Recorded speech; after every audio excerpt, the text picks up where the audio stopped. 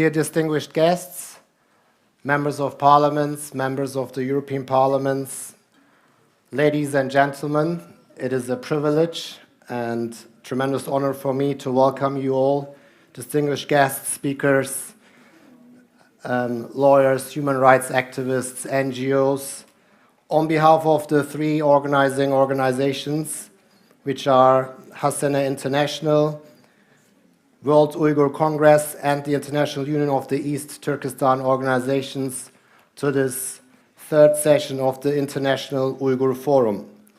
Following the first two sessions, which took place at the European Parliament this morning, we will now continue with the third session of the International Uyghur Forum here at the Crown Plaza in Brussels. Unfortunately, due to capacity constraints, we could not welcome all of you or host all of you at the Parliament this morning, so we hope you accept our apologies for that. We heard excellent contributions by distinguished speakers about actions in the United States, at the European Parliament, on the United Nations level, but also we heard ideas on how to leverage pressure on businesses through legal action and activation of consumers. This afternoon, we will cover this topic from various angles. After some opening speeches and a video, in the third session, we will have the fourth session with our panel 2 on international legal, political, and economic responses to the genocide in East Turkestan, followed by a question and answer session. This will take us up until 4 p.m. Then, after a 30-minute break, which offers us opportunity for refreshments and networking, we'll continue with session 5 and panel 3, talking about international civil society and media responses to the genocide in East Turkestan, again followed by a question and answer session. That will lead us up until 6 p.m. this evening, and we will conclude the first day with a dinner, to which all of you are more than welcomed, which will take place downstairs in the hotel's restaurant. We have witnessed some progress over the last 2 years in terms of awareness raising, but also some actions by parliaments in the UK and Canada, Belgium, France, condemning the atrocities by China against the Uyghurs and other Turkic communities in East Turkestan as crimes against humanity as well as genocide. We have seen reports published by human rights organizations describing what is happening in East Turkestan as genocide. Again, the Uyghur Tribunal in London and its findings were of extreme importance, and on the basis of evidence heard, the tribunal satisfied beyond reasonable doubt that China, by the imposition of measures to prevent births, intended to destroy a significant part of the Uyghurs in Xinjiang as such as has committed genocide. And the list continues and goes on and on, from mass incarceration or cultural genocide, forced sterilization, sexual violence, organ harvesting, mass surveillance, etc., etc. We've heard it already this morning in the first two sessions. I think we all are aware of the reports which in detail describe the atrocities committed by China. Without further ado, I would like now to hand over to the first speaker, which is Murat İleri. He is the president of the International Uyghur Forum, for his opening remarks. Please welcome.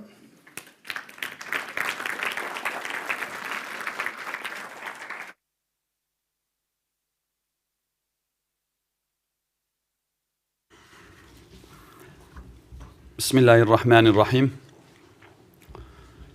Çok değerli genel başkanlarım, siyaset dünyasının kıymetli temsilcileri, değerli akademisyenler, kıymetli basın mensupları, hepinizi hürmetle selamlıyorum. Hoş geldiniz. Şu güzide misafirlerimizle keşke bugün Çin gibi hem tarihte hem de günümüzde çok önemli bir konuma sahip olan bir devletin insanlığa yapmış olduğu hizmetleri konuşabilseydik. Ne iyi olurdu ki Çin Doğu Türkistan'da Uygurlara etnik temizlik yapıyor demeseydik, aksine Doğu Türkistan'da Uygurlar ve bölgede yaşayan diğer halklar bir arada karşılıklı saygı ve huzur içinde yaşıyor diyebilseydik ne olurdu? Ama bunu diyemiyoruz. Tüm veriler ve gerçekler gösteriyor ki 21. yüzyılda dünyanın gözü önünde bir millet adeta yok edilmek isteniyor. En son Birleşmiş Milletler İnsan Hakları Komiserliği'nin hazırladığı rapora baktığımızda ve Çin Komünist Partisi'nin yine son kongresini değerlendirdiğimizde hakikaten hayal kırıklığına uğradık. Değerli misafirler, Doğu Türkistan ve Uygurlar artık Çin gibi dev bir ülkede etnik ve dini azınlıklara yapılan zulmün ve baskının bir sembolü olmuştur. Zira Çin aynı baskıyı Tibetlilere, Moğollara ve Doğu Türkistan'da yaşayan diğer halklara da aynı şekilde acımasız bir şekilde yaparken en şiddetli baskıyı Uygurlara uygulamaktadır. Doğu Türkistan'da bugün milyonlarca kişi yeniden eğitim adı altında toplama kamplarına sorgusuz sualsiz tıkılırken her gün çeşitli işkencelere maruz kalmaktadırlar. Düşünebiliyor musunuz? Kaşgar'da, Urumçi'de, Gulca'da, Aksu'da veya Turfan'da, şehir meydanında bir sevdiğinizle, bir dostunuzla karşılaştığınızda selamun aleyküm dediğinizde karşılığında ya hapis, ya sürgün, ya türlü cezalarla karşı karşıya kalıyorsunuz. Siz selam veremiyorsunuz, selam verdiğinizde selamı alamıyor, tutuklandığınızda da size baka duruyor. Ve yine bugün keşke Çin komünist yönetiminin Uygurları kontrol altında tutmak için her bir Uygur haneye bir Çinli muhbir yerleştirmesini konuşmak zorunda kalmasaydık. Bunun yerine barış içinde yaşamaktan ve iyi komşuluk ilişkilerinden bahsetseydik. Değerli misafirler, birçok insan hakları raporları, toplama kampları tanıkları ve polis dosyaları gibi sızdırılmış belgeler Doğu Türkistan'da toplumların kültürel miraslarının yerle bir edildiğini, camilerin barlara ve diskolara çevrildiğini, etnik kültürel soykırım işlendiğini dünyaya göstermektedir. Londra'da kurulan Uygur Mahkemesi de Çin otoritesinin Doğu Türkistan'daki soykırım ve insanlığa karşı suçlardan sorumlu olduğu sonucunu yayınlamıştır. Onun için bugün buradan Çin yönetimine bu maddi ve manevi soykırım politikasından, işkence ve toplama kampları uygulamalarından, insanlık dışı muamelelerden acilen ve derhal vazgeçmesi çağrısında bulunuyoruz. Uygur gençlerinin ve işçilerinin köle gibi Çin'in diğer eyaletlerine çalışma kamplarına götürülmesi uygulamasına son verilmelidir. Doğu Türkistan ziyaretleri kısıtlamaya tabi tutulmamalı, bölge dünyaya açılmalıdır. Uluslararası toplumu ve çoğunluğu maalesef Müslümanlardan oluşan suskunluklarıyla tarihte hatırlanacak ülkeleri Çin yönetiminin bu insanca olmayan politikalarını durdurmak için harekete geçmeye ve ilişkilerini gözden geçirmeye davet ediyoruz. Bu zamana kadar uygulanan politikalarının hiçbiri maalesef arzu edilen etkiyi gösterememiştir. Onun içindir ki bir an evvel harekete geçilmeli, insan onuru pazarlık konusu olmamalıdır. Ekonomik çıkar, siyasi dengeler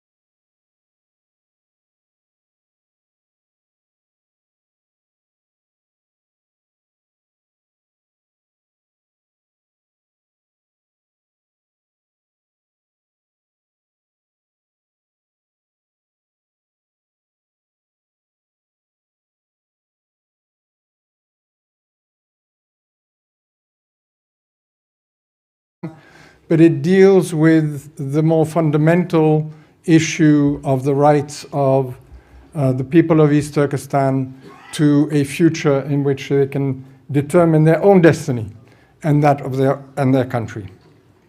So I'll explain the nature of the research briefly, the manner in which we address the subject matter, and our preliminary findings. And I say preliminary because we're still working on some of the sections, and so I don't want preliminary findings to be publicized and used as if they were final.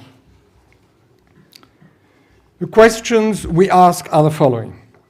Whether the People's Republic of China's claim that Xinjiang, that is, East Turkestan, has been a part of China since ancient times, namely since the Han and Tang dynasty in the 1st century BC, is true, and if so, what this means for the historical status of East Turkestan.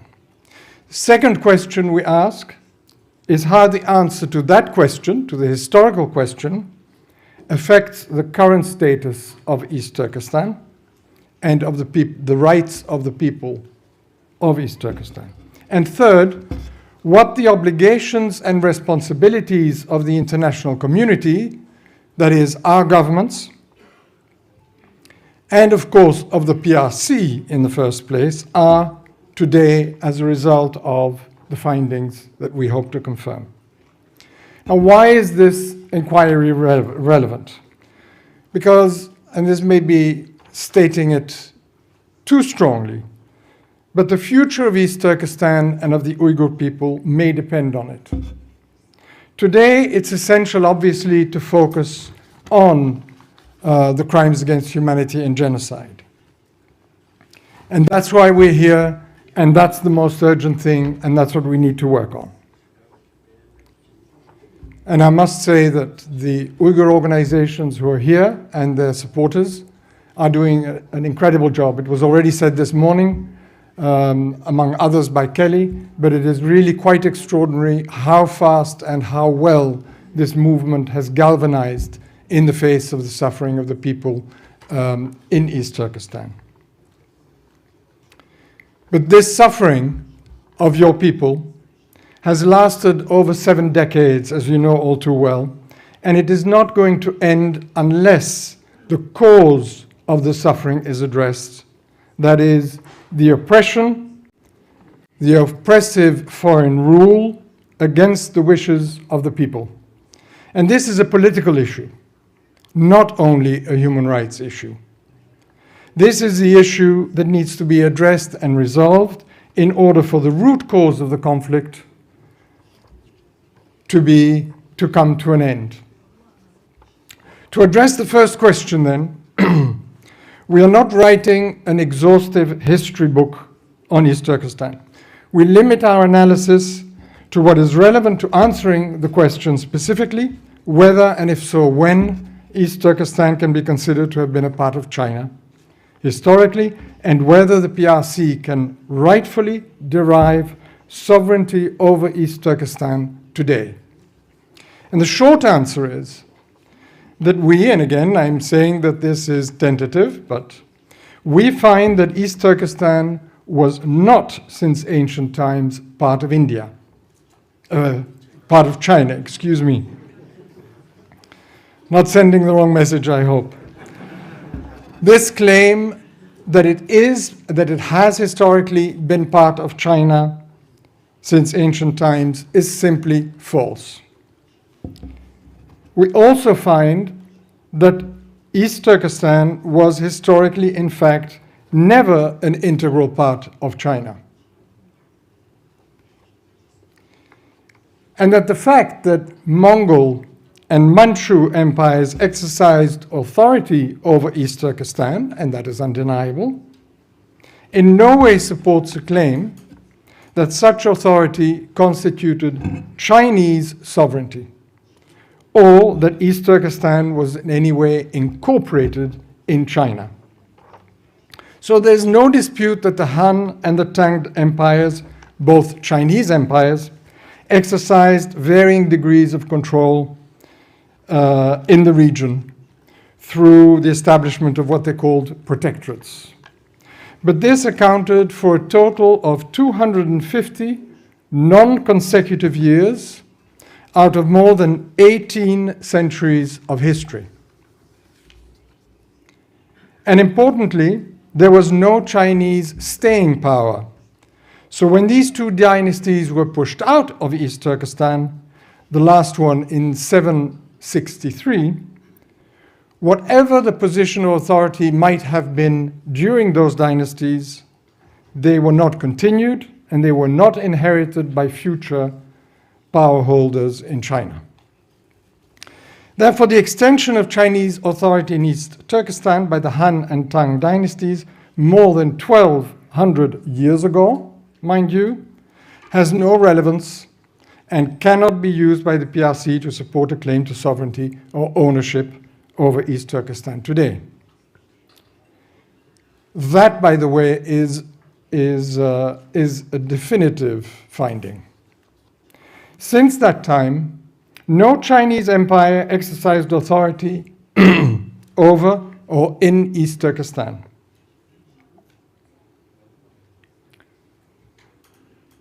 Uyghur and other powers, all in Asian, did. Two of those powers, specifically the Mongol and the Manchu empires, conquered and also occupied China. The Ming dynasty, of course, was a Chinese dynasty, and it did not extend into East Turkestan. In more recent history, East Turkestan was conquered and ruled as a dependency by the Manchu Qing Empire for two periods, from 1760 to 1865 and from 1881 to 1911. The period in between, as you well know, Yaqub Beg ruled Kashgaria as an independent state and for a time under nominal suzerainty of the Ottoman Sultan or Caliph. It was ruled independently from the Qing and had nothing to do with China. I'll address the period of Qing control in a moment very briefly, but first let me point out the fundamental premise that the People's Republic of China uses, its narrative, to prove historical Chinese ownership or sovereignty over East Turkestan, and why that is deeply flawed, misleading, and false in a number of ways.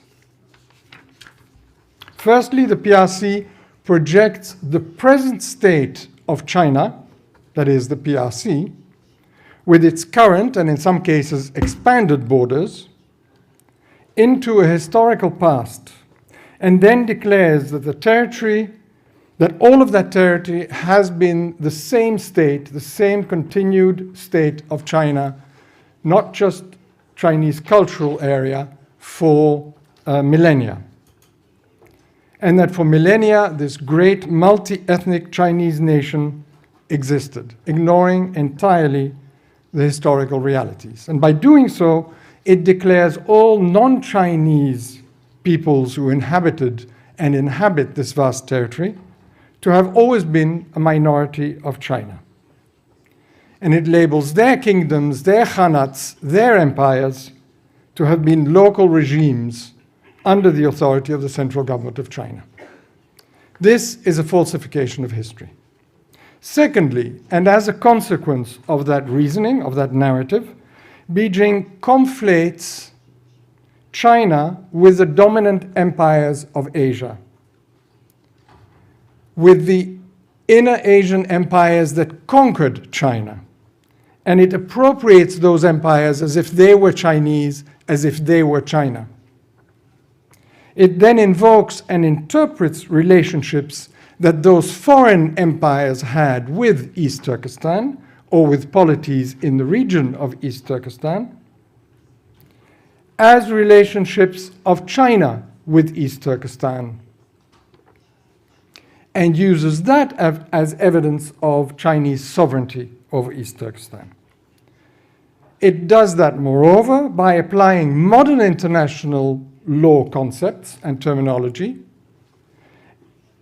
in a historical and geographic context where it has no place at all. And all of these practices together, or you might call them tricks, are misleading and yield a false rendition of history. A very different picture emerges when we look at who actually ruled East Turkestan at different times in history, at the nature of the empires that did exercise authority in East Turkestan, and that is what we do in our research. And in doing so, we come to the conclusion that except for the Han and Tang dynasty periods, no Chinese empire exercised authority over East Turkestan, and this region was never an integral part of China, as I said. There's no denying that the Qing did exercise varying degrees of authority over much of East Turkestan in the periods that I mentioned earlier. But nothing indicates that East Turkestan became integrated in China, or that that China had sovereignty over East Turkestan.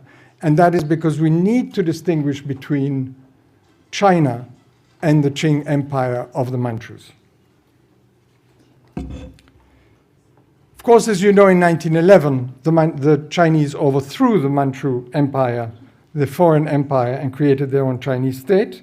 And for most of that period, East Turkestan was ruled by independently ruled by Chinese generals, and for periods was independent itself, especially the period immediately before the invasion in 1949. So this brings me to the second question, and I'll be very brief with the last two questions, but they're important to mention. What is East Turkestan's status today, and what are the rights of the East Turkestanis?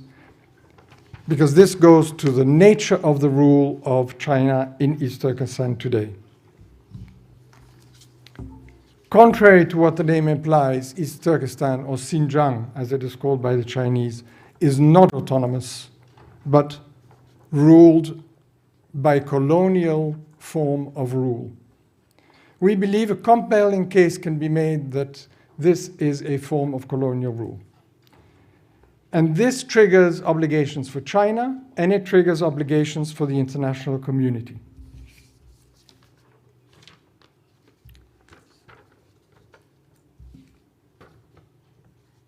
The obligation for China is to end its colonial rule.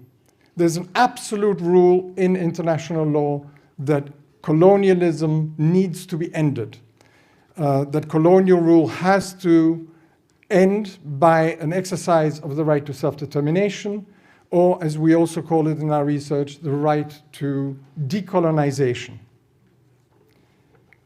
What obligations does this? Obviously, for China, the obligation is to absolutely and immediately end colonial rule.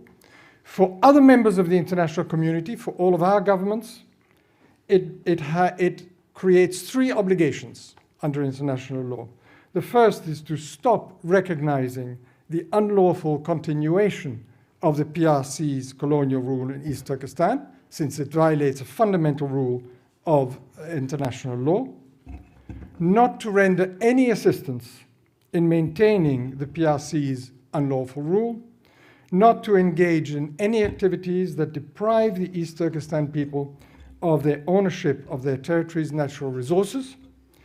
And it has three positive obligations for our governments to do their utmost in cooperation with others to bring about the decolonization of East Turkestan, and to promote the realization of the people of East Turkestan's right to self-determination. Secondly, to render moral and material assistance to the people of East Turkestan in their struggle for freedom. And three, to take measures against actors operating in East Turkestan on behalf of or for the benefit of the PRC that engage in any activities that otherwise enable the PRC to benefit from its continued rule of East Turkestan, including its resources. These are not moral requirements or political ones only, they are legal requirements. Thank you.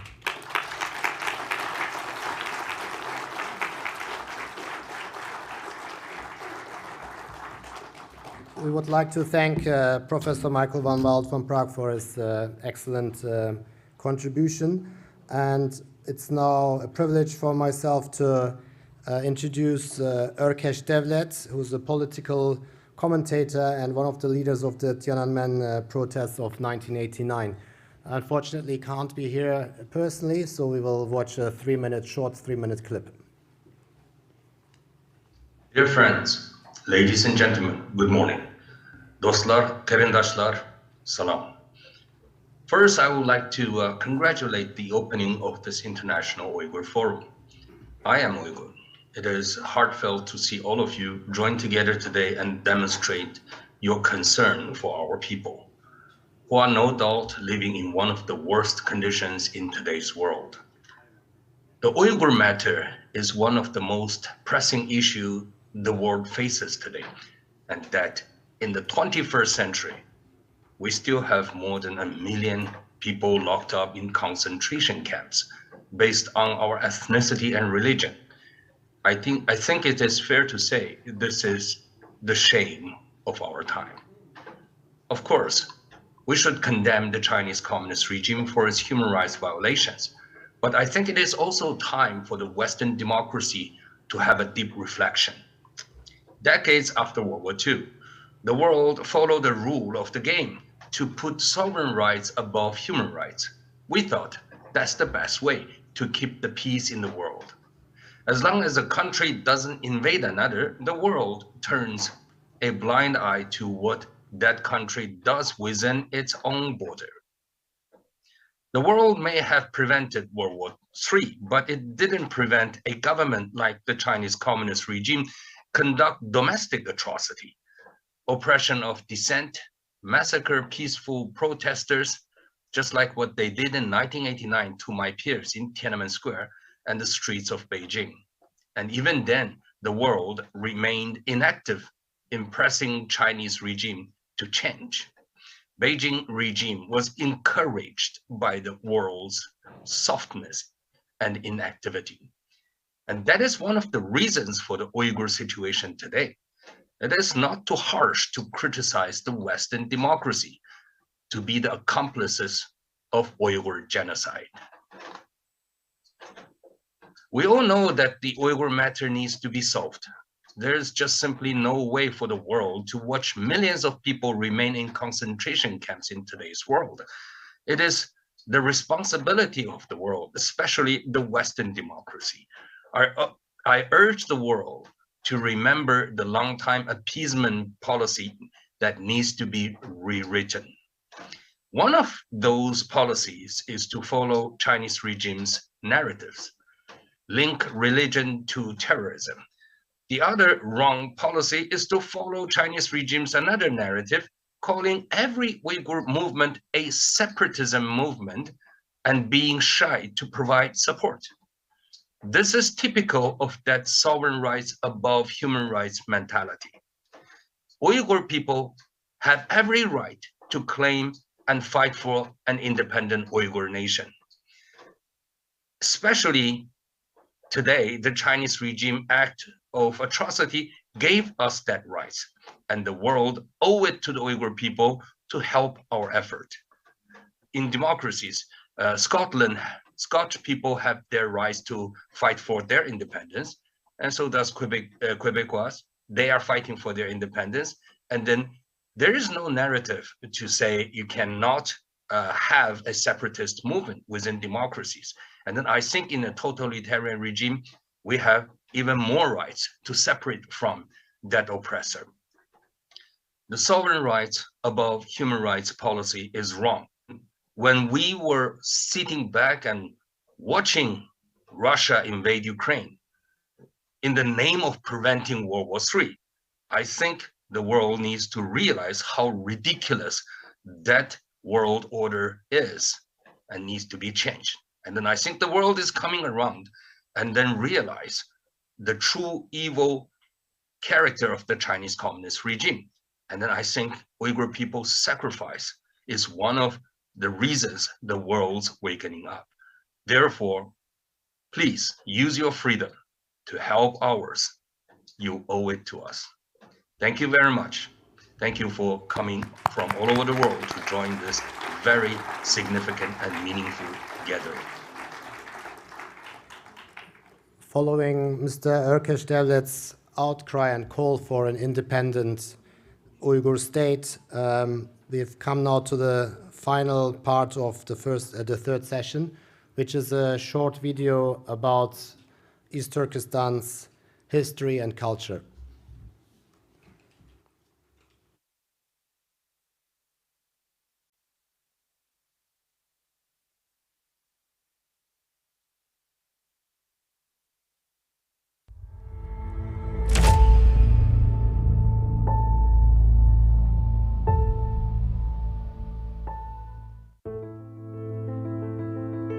East Turkestan, a dear homeland full of wealth and beauty, adorned with endless deserts, vast meadows, high mountains, high-yielding orchards and gardens. For centuries, numerous scholars, thinkers and heroes have passed through this treasured land that has embraced our respectful, loving and brave ancestors. They left remarkable traces of human civilization by establishing honourable kingdoms like Uyghur Khanate, Karakhanid Khanate and Sayyidi Khanate. With a territory of 1,828,418 square kilometres, East Turkestan is bordered by Russia, China, Tibet, India, Pakistan, Afghanistan and Central Asian republics. Due to its crucial geographical location and endless resources, for centuries it has been coveted by enemies.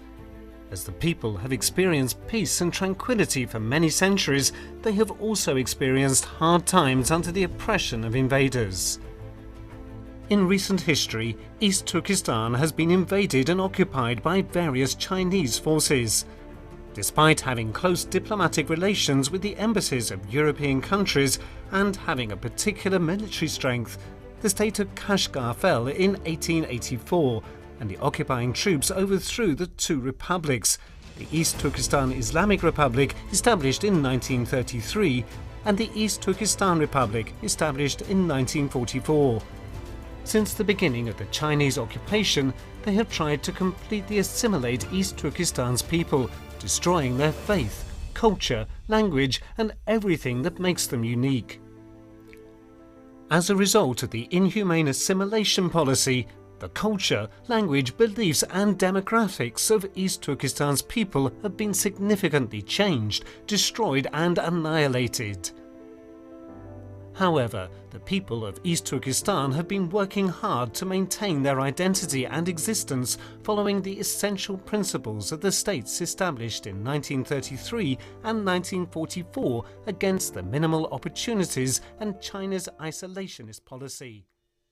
While striving to build a society that respects the principles of justice, law, dignity and human rights, many world-class Uyghur scholars, academics, writers and international business people have emerged and have made it their mission to contribute to the development of the world. They have accomplished much in science, education and literature. In addition, they made significant contributions to the fields of art and economics. Moreover, East Turkestan scientists, researchers, politicians and engineers work in various higher institutions worldwide. The Chinese regime has implemented a policy of intensified assimilation and Sinicization in the geographically significant East Turkestan to ensure the unhindered implementation of the One Belt, One Road plan and to achieve its goal of westward expansion and global hegemony. These policies aimed at the native peoples of East Turkestan have begun to be carried out on a genocidal scale.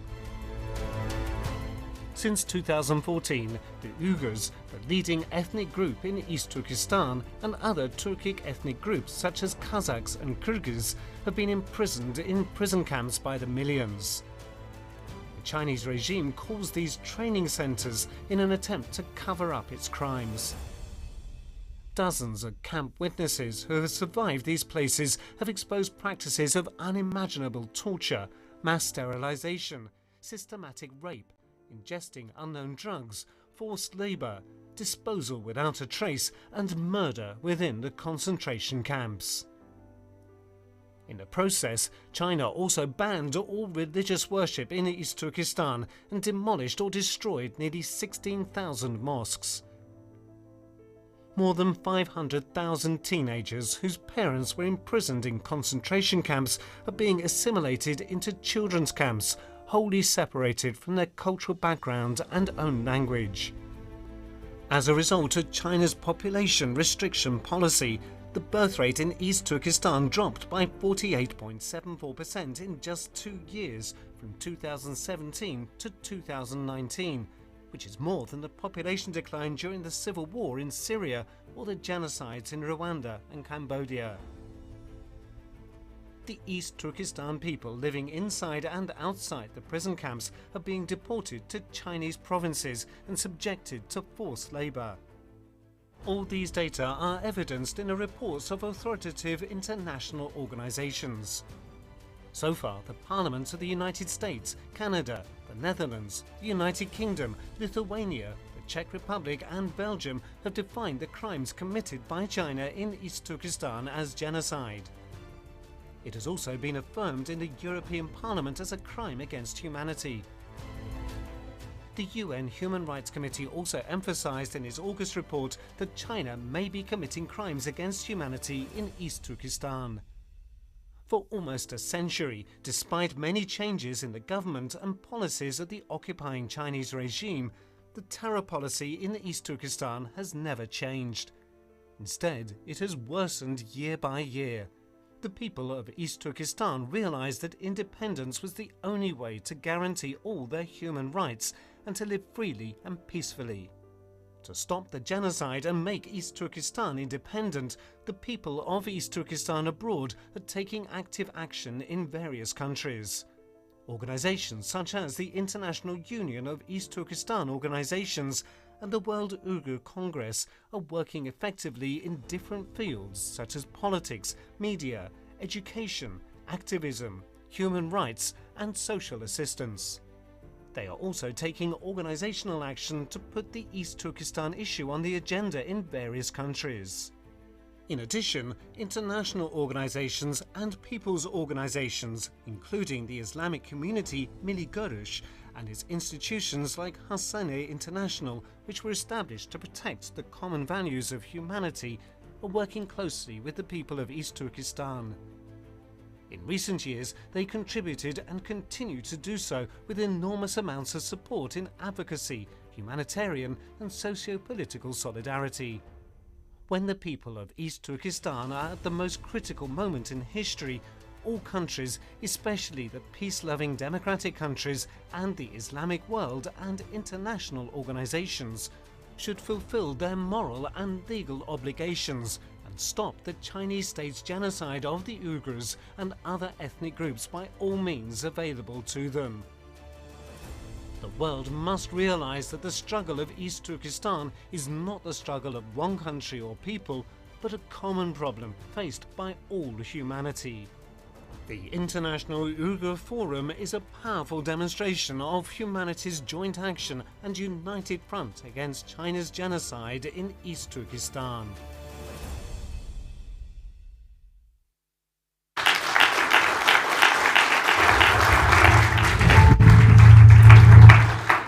I think the scenes and the words in this short video speak for themselves. It is outrageous and absolutely incomprehensible how in the 21st century we are witnessing such a genocide, the lack of support by so many countries, especially Muslim countries, who didn't even support the UN resolutions recently of the Human Rights Council. And I think we stand all here in solidarity with the Uyghur people for their right of self-determination and independence. Now I would like to start with the next session, which is session number 4 with our second panel. The panel will be about the international legal, political and economic response to the genocide in East Turkestan. We will have a large range of panelists.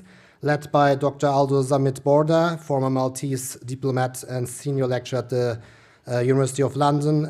He was also a panel member of the Uyghur Tribunal. So Dr. Zamit Borda will lead the panel, the session.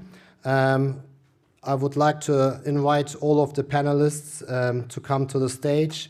Samir Zuberi, Canadian MP. Mr. Afzal Khan, British MP.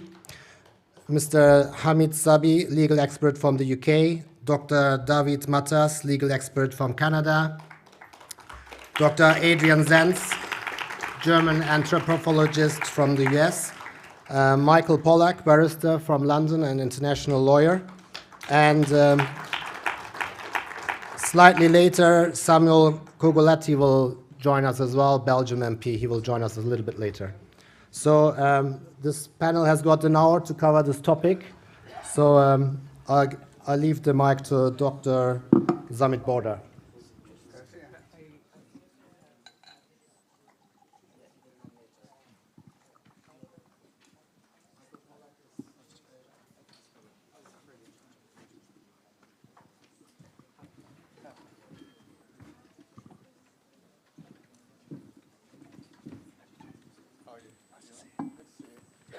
Thank you.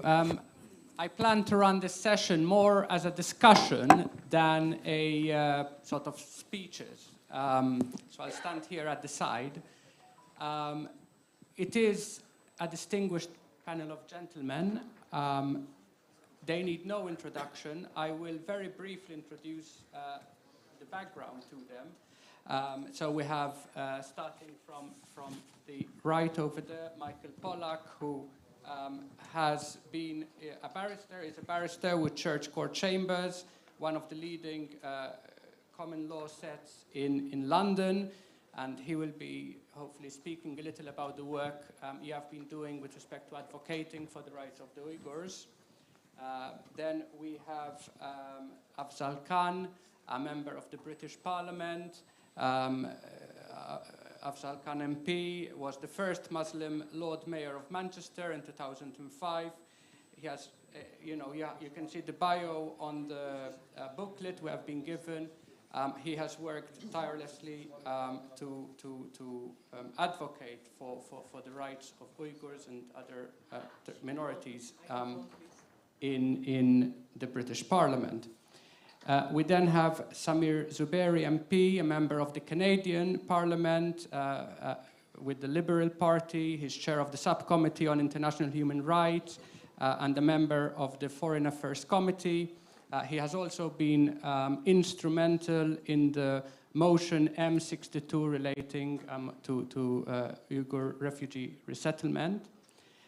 We then have a colleague of mine on the Uyghur Tribunal, Hamid Sabi, an Iranian lawyer born in Tehran who has practiced commercial arbitration and has participated in various human rights initiatives. And as I mentioned, he was counsel to the Uyghur Tribunal. We then have David Matas, who is, again, a very well-known, respected international human rights lawyer based in Winnipeg, Manitoba. He has written several books on the subject of human rights and minority rights. And we have Dr. Adrian Zenz, again, a very well-known figure in this area, a senior fellow and director in the China Studies at the Victims of Communism Memorial Foundation.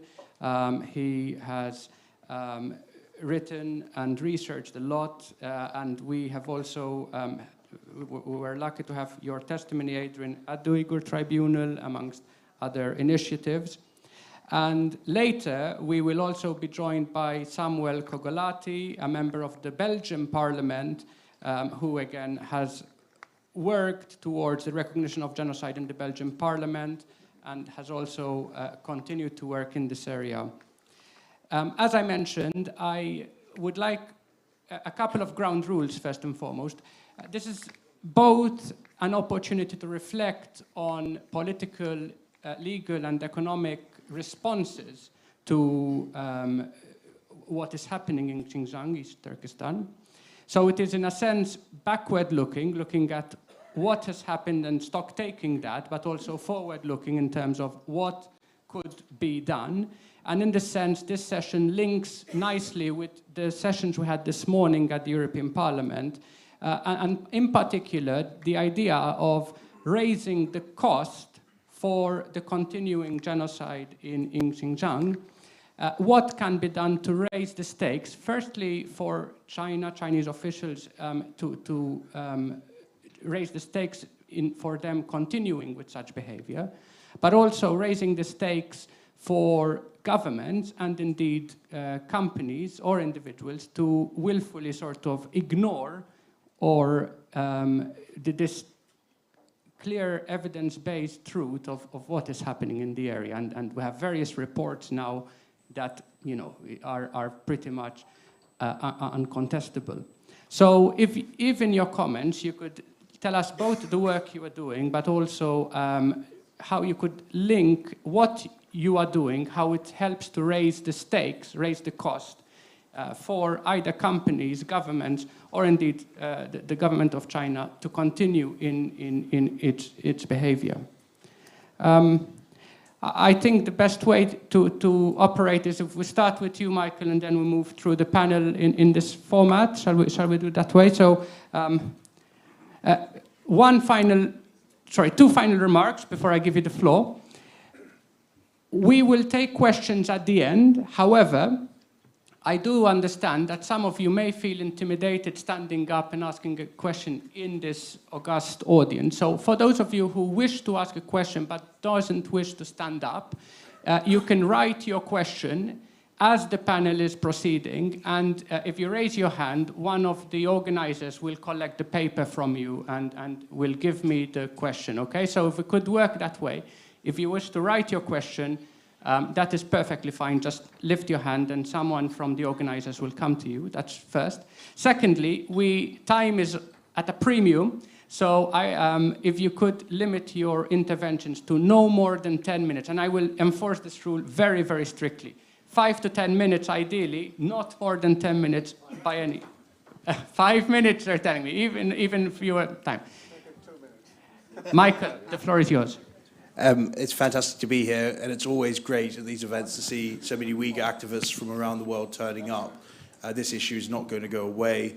It just gets bigger and bigger and more difficult for China to hide from. And you really have to give yourself credit for traveling as far as you have to make sure this issue is at the front of the agenda.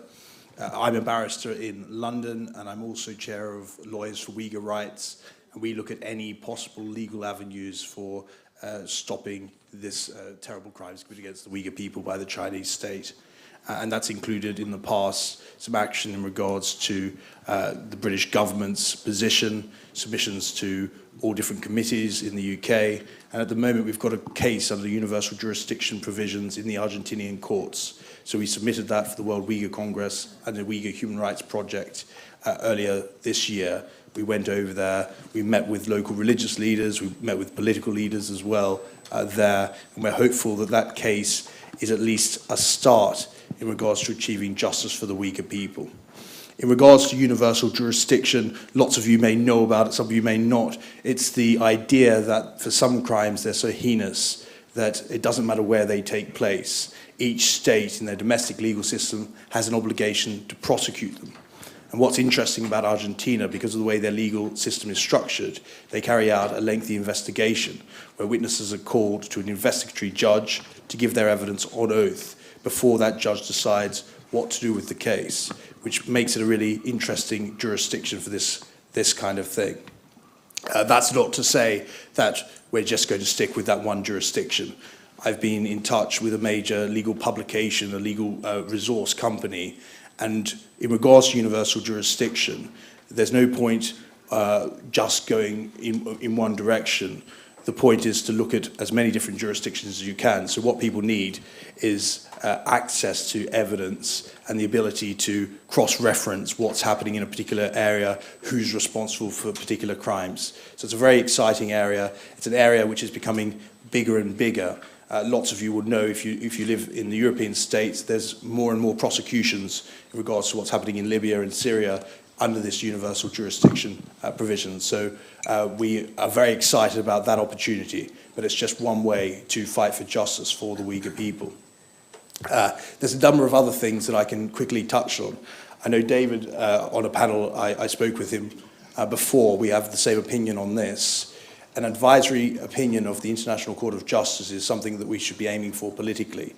It's not something which is easy, but nothing worth doing is easy. An advisory opinion is from the top court in the world, the International Court of Justice, the crimes against humanity and genocide are being committed, would be very, very powerful politically, of course, and could be used for all different means in legal actions, etc. For that to happen, we would need a vote of one of the UN committees or the General Assembly. And in that regard, lots of you would have seen the letter to the third committee of the General Assembly this week, which was with a number of countries. I think we had 54 this time, so the numbers are actually moving, although the Human Rights Council didn't go the way we were hoping. The numbers on the General Assembly are moving. So in October 2020, there were two letters. There was one supporting the Uyghur people and their fight for justice. 39 states signed that letter, with 45 signing a Chinese-backed letter, you remember, in opposition to that. But move on to last month, we've got 50 countries who've signed this new letter. So the numbers actually in the General Assembly committees, or those states who are willing to put their name to justice and to fight for the Uyghur people, is actually growing. Countries like Andorra, Belize, Guatemala, Turkey, Ukraine, Somalia, as a really important example of a Muslim country which is willing to put its principles first. All those countries, they didn't sign the letter last year, and now they're with us. And this is where the coordination between legal and political has to take place, because it's no good someone like me putting forward a proposal. We need 50% of the General Assembly to back an advisory opinion. We need all the states who support the Uyghur people to be going to states who they have friendly relations with and saying, if this goes before the committee, will you be either abstaining or backing us in this fight? So that's one thing which can be done. There's also the Committee for the Elimination of Racial Discrimination. And some of you may have remembered there was a number of cases brought when the Gulf states, they restricted Qatar and Qatari nationals' access. And there are a number of cases which went to that committee. And it's the first time that committee is being used in an interstate manner. And what we need from that is we need a state to take up the Uyghur cause and to make an application there, so that committee can decide if there is a breach of those very core principles about racial discrimination. There are a number of states I've got my eyes on, but that once again shows that tie-in between the political and legal. We need the political support to get those things done. Just lastly, I know we're short of time.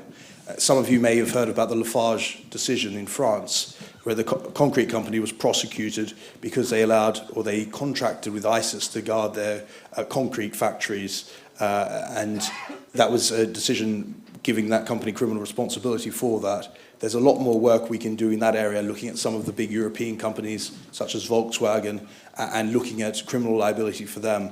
Because by this stage, they cannot say they did not know what was happening. They did not know where their staff were coming from. They did not know the immense pain the production of their goods is causing in the region.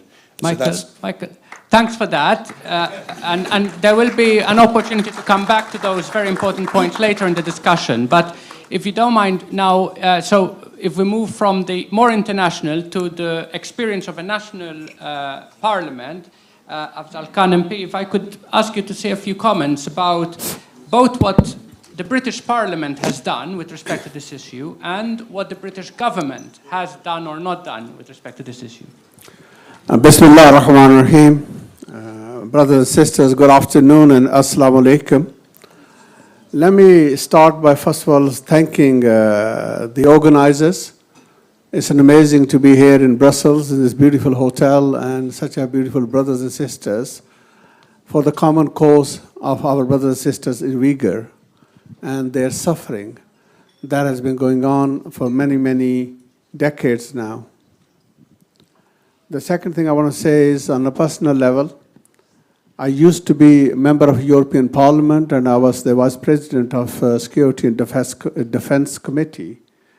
This is when I first came across the issue of Uyghurs and the suffering of the Uyghur community. So this morning, for us to go back into the European Parliament, it flooded back the memories I had of the European Parliament and the work that was being done. We have already gone through part of this conference, and we've had many excellent speakers who have been highlighting this very suffering that we are talking about. So in that sense, if I zoom back to the British Parliament, so I suppose the first thing I want to say is that the work which is being carried out in the British Parliament, the bulk of the work is being done by the APPG on Uyghurs. Now, APPG is a cross-party MPs who come together on a subject of their interest. And in this case, of course, is about Uyghurs. So they've been there, and I would say IPAC is another very important group, which is not only operating in the UK, but actually is also operating in 33 other countries. And recently we had an event in America, again, where we looked at the issue of China and of the different minorities who have been suffering. So these two sort of main organizations have been the bulk of the work, and then as the MPs, the key bit we've been doing is to skew the debates, urgent questions, and statements in Parliament to highlight this whole issue. And what I want to say to you all is this. End of the day, the sport within the parliamentary side of the things is getting more and more. The current question ultimately comes the behavior of the governments. And I think in this context, this is where I would say, if you look at what is happening, when people are saying there is a genocide taking place, when day by day the evidence is becoming clearer and clearer that this is what is happening, when reputable organizations are saying that this is happening, then to close your eyes is really immoral, it's unacceptable. And where it leads you, thank you. Where it leads you ultimately then is that the conflict in the sense of human rights, and in this case, there is nothing more fundamental right than the right of self-determination, which is what East Turkestan is asking for, the right to decide for themselves, the right which more than 190 countries, the people have exercising. So I think it's not that complex, it's pretty basic, which is accepted universally. And then for you to put your trade as more important is the issue. And this is the key crux, I think, which we see again and again. And I also find it very disappointing, as Michael was touching on, that so many Muslim countries, they are closing their eyes. And for me, as a Muslim, I'm a Muslim and I'm a proud Muslim.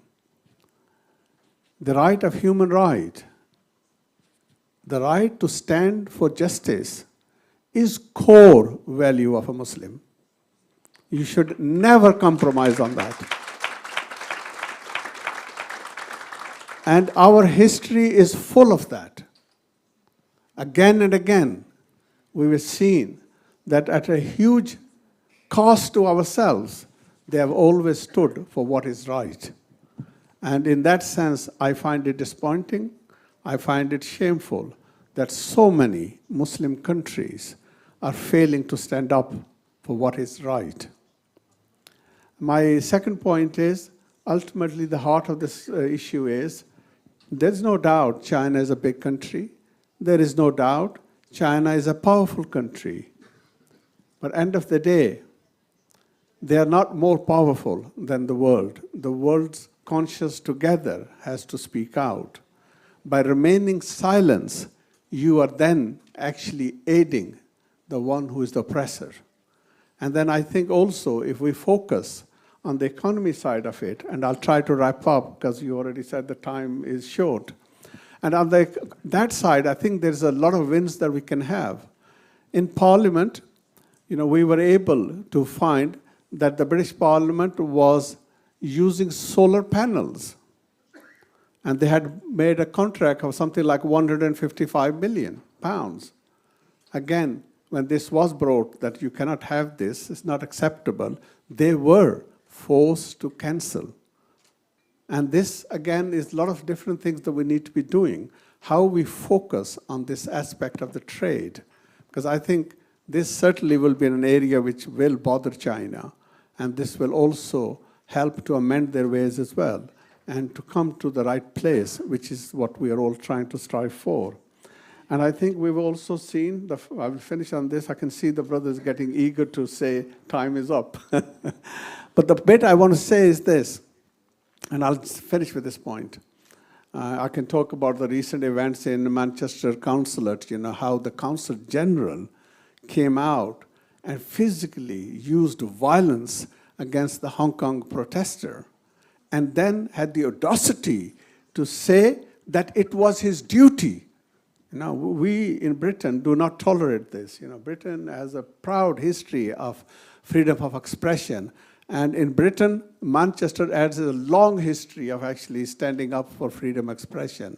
And again, it shows actually how the government is pulling back. And the bit I want to finish off on is this. Genocide is not something so little. You can start off as a little issues of hate. And if this hate is never checked, it always ends up with genocide. And we have seen in history, again and again, genocide being committed. It is no good to anyone that once the genocide has been committed, then you say this is genocide. The best thing to do is to make sure that that does not happen. We have seen this in Rwanda, Absolutely. we have seen in Bosnia, we've seen so many places. That is the task of the world community. Thank you very much.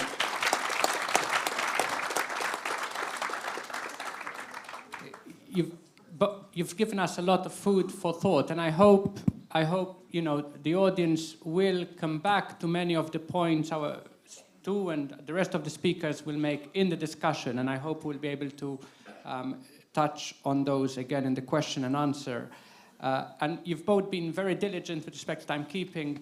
Thank you, and I hope this pattern will continue. We're going to cross the pond now, moving to Canada. And Samir, as I mentioned in the intro, as we know, you have been a driving force for work in advocating for Uyghur rights. Most recently, the M62 motion with respect to Uyghur refugee settlement. If you could just make a few comments on that. Certainly. Assalamu alaikum, bonjour, hi. It's great to see everybody here together in this room. And so many tuning in online. Thank you for taking your time to also listen in to this very important gathering. And the days long, and tomorrow actually, 2 days of conversation, information sharing. So I want to thank everybody for taking your time. I know I've been getting a lot of questions around my little red puppy here. People have been asking, what is this all about? I'm realizing it's very much a Canadian thing. But it's actually a mark towards November 11th, which is just around the corner. Armistice Day, the Fields of Poppies in Passchendaele, which I myself will be at tomorrow evening to go and to visit. So just sharing some information and what this is all about. But we are gathered here at this moment to talk about genocide, to talk about the Uyghur people, Kazakhs, and others who are currently undergoing this deep and serious human rights problem. And all of you are courageous. Each and every one of you in this room, tuning online, are courageous, are leaders in your own right. And we, together, have to move together in order to see that this issue that we are talking about here, genocide, will not happen. I'm personally hopeful, I'm always hopeful, that things can go better, that we can make the world a better place as long as we move together, and each and every one of us work for that. I first learned about what's happening to the Uyghur people almost 3 years ago. I was on a committee with a friend of mine and a colleague who's also here, Alexis Brunel-Duceppe, another parliamentarian from Canada, who is with another party, the Bloc Québécois. We and others heard shocking testimony from two people we heard from earlier today, from Gulbahar Jalalova and from Omar Bekali. We heard from experts, former Canadian diplomats. We heard from lawyers. We heard from many different people for 2 full days. And we heard each and every person said that genocide is in fact occurring. From this subcommittee, which I today chair, but I was a simple member of before, we concluded that genocide is occurring. Our Foreign Affairs Committee, which I'm also part of today, ratified that. Our House of Commons, later on, in February 2021, we voted to recognize that a genocide is occurring unanimously, all parties together in the House of Commons. Some people chose to not vote, but everybody who voted, voted in favor. This was very significant. We are far from the only legislature to do that. In the little more than a minute and a half that rests, because I'm actually clocking myself, and I was told 5 minutes, so I'm going to respect that. In the little more than a minute and a half that rests, I'll share with you an action point. We know that something's happening. Our parliament has said something. I myself had an opportunity to make some positive change. And I took that chance. And I said, let me deposit a motion to welcome 10,000 Uyghur in third countries. Because we cannot go into China, unfortunately. We can call upon China, and we do, and our government has, and many others have, call upon China to halt doing what they are doing, to halt this genocide, at which point we will take no issue on the Uyghur question. But until then, we will strongly, clearly, firmly say this is wrong and cannot continue to occur. My proposal is to welcome 10,000 Uyghur from third countries. There are many third countries that have Uyghur within them. We know academically it's been proven at least 1,574 Uyghur people have been refooled back to China or detained at the behest, unfortunately, of the country. We in Canada have a proud tradition of resettling refugees and those asylum seekers. Each and every year we resettle over 60,000 refugees. During COVID, we were the #1 country to resettle refugees. Beat America, beat every nation. That's our proud tradition. My motion calls for us to stick with that tradition on an issue of genocide. I know that we can do it. All of us together in this room can make a positive change. Those listening, those calling for this genocide to halt. Merci beaucoup. Thank you. Thank you. Thank you, Samir, for those comments. And again, we'll have the opportunity to come back to some of the points, including the implications of the refugee settlement motion in the question time. Since the last Congress last year, a number of reports or indeed judgments were published making the case and the evidence of the atrocities, the crimes against humanity and the genocide that is ongoing in Xinjiang, overwhelmingly and, as Afzal said, shockingly clear. We had the UN report by the Commissioner of Human Rights. We had the Special Rapporteur on Forced Labor, Contemporary Forms of Slavery. And in December last year, we had the judgment of the Uyghur Tribunal, for which Hamid Sabi was counsel.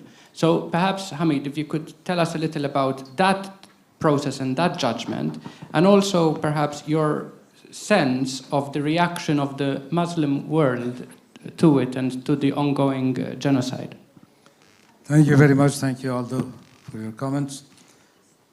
The Uyghur Tribunal started more than 2 years ago with a letter from Dolkun to Sir Geoffrey Nice asking him to set up a tribunal to investigate the situation of Uyghurs and other Turkic minority and Kazakhs in East Turkestan or Xinjiang. I was appointed as counsel to the tribunal together with Aldo and Aref. The three of us were the team, council team. We relied on your help for providing evidence, and with the help of World Uyghur Congress and the Uyghur Transitional Justice Database in Norway, we managed to collect and collate massive amount of evidence, including hundreds of witness statements. Unfortunately, due to limitation of time, we could only call a limited one. Some of the witnesses you heard today, this morning, and everybody has to congratulate them and commend them for their courage. They have taken so much by coming and giving evidence and informing not only you who knew about it, the world and the tribunal of what is happening in China. This had come at a very heavy cost for all of you. The families of the witnesses had been under pressure. Some of them had been sent to the camps. Unfortunately, not all of them had survived. So this has come at a very expensive cost. We also managed to have the benefit of scholars who gave their time. We talked to over 100 scholars and invited 40 of them to give evidence. And all of them came, supported the tribunal, gave evidence. We have Dr. Zenz here, David Tobin is here, and the others who have assisted us in this great task.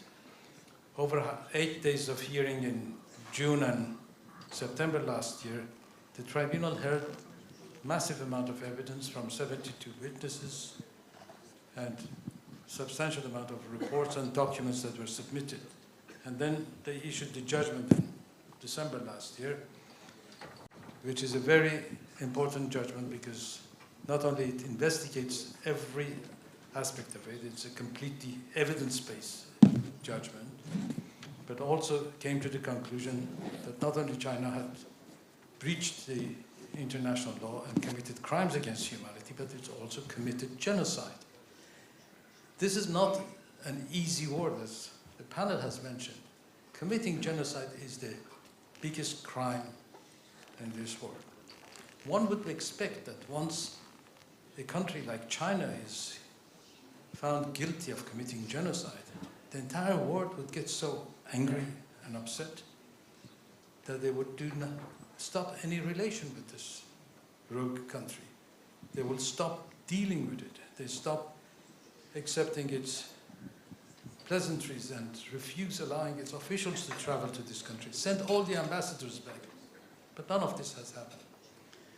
I don't blame Western powers. Maybe they have done enough, but not enough, but they have done something. But I think it is time to stand up and name and shame Muslim countries that had done nothing. Not only that, they voted with China and against the resolution to hear this story. We have received not much help from the Western countries, but at least they responded to our letter, to Council's letter. They tried to sympathize. They tried to at least use a lip service. Nothing came from a single Muslim country.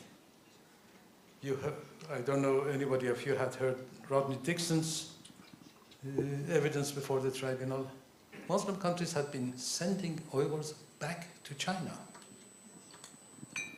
They have not only not helped, but also assisted in sending Uyghurs back to China to the fate that everybody knows what it is.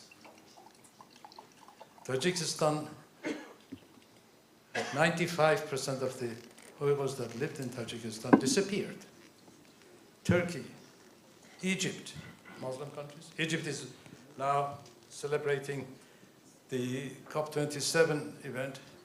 They are aiding and abetting China in its crime of genocide by sending Uyghurs back, by not raising the voice, and also helping China in its genocidal intentions.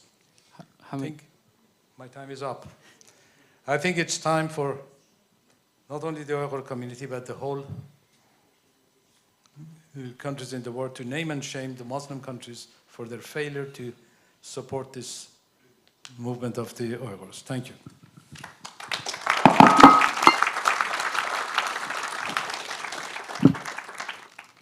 Thank you for that, Hamid. David, you were here last year. You spoke about the various crimes that were being committed in Xinjiang, so I don't plan to ask you again about that. However, what I'd like to ask you about is a point which was made earlier, in fact. It's about the link between, therefore, these crimes, the right to self-determination, and potentially statehood.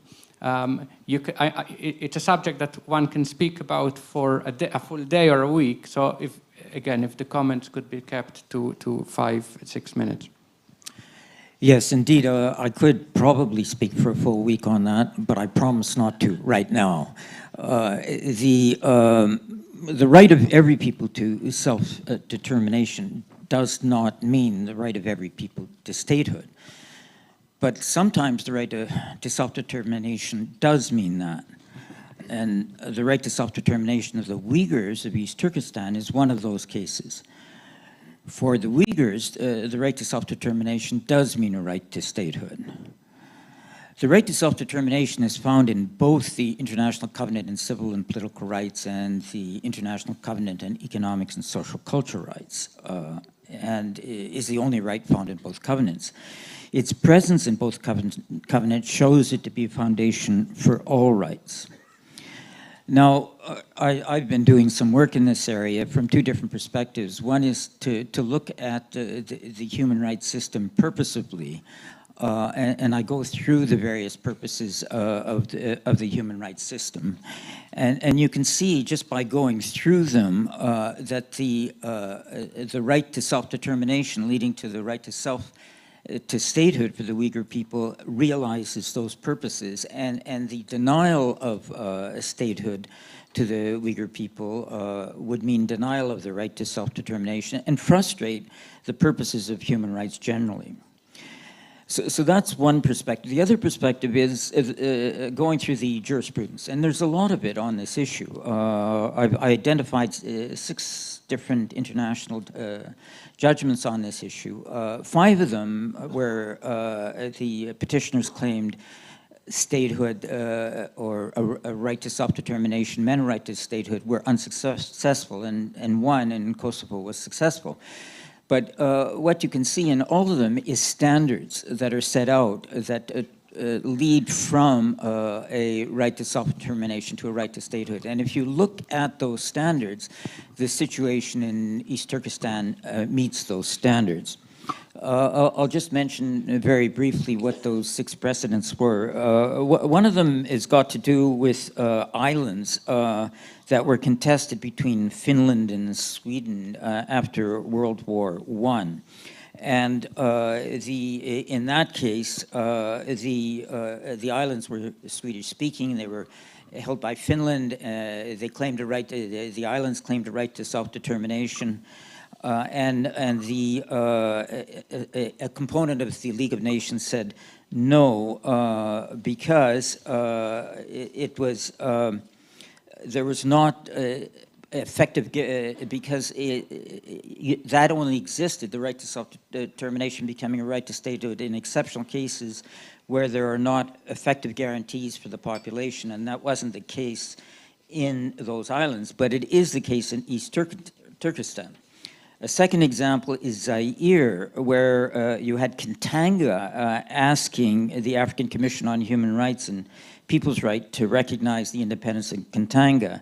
And again, the Commission said no, that there was the absence of evidence that the people of Katanga are denied the right to participate in their government, but that's certainly not the case in East Turkestan, where the Uyghurs are not being able to participate in their own government.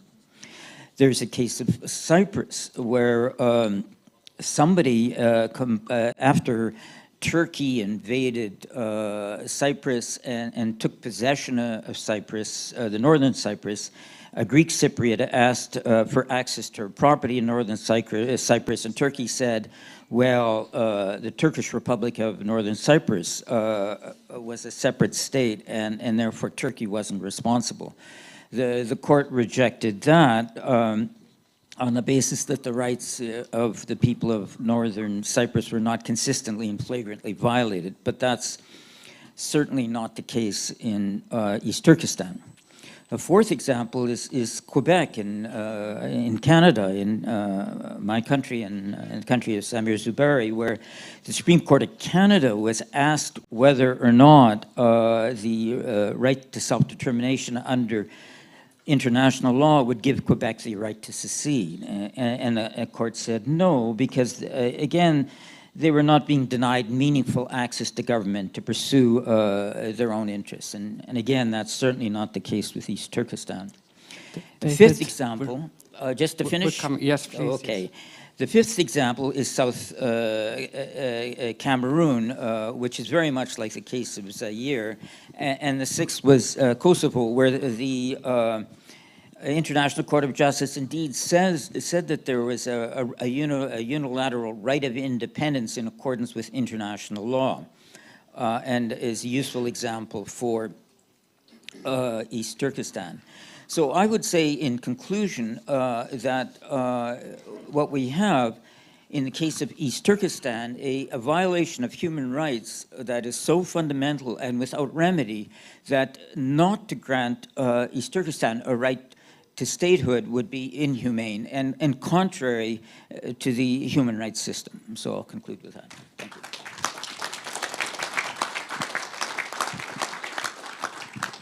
Thank you very much, David.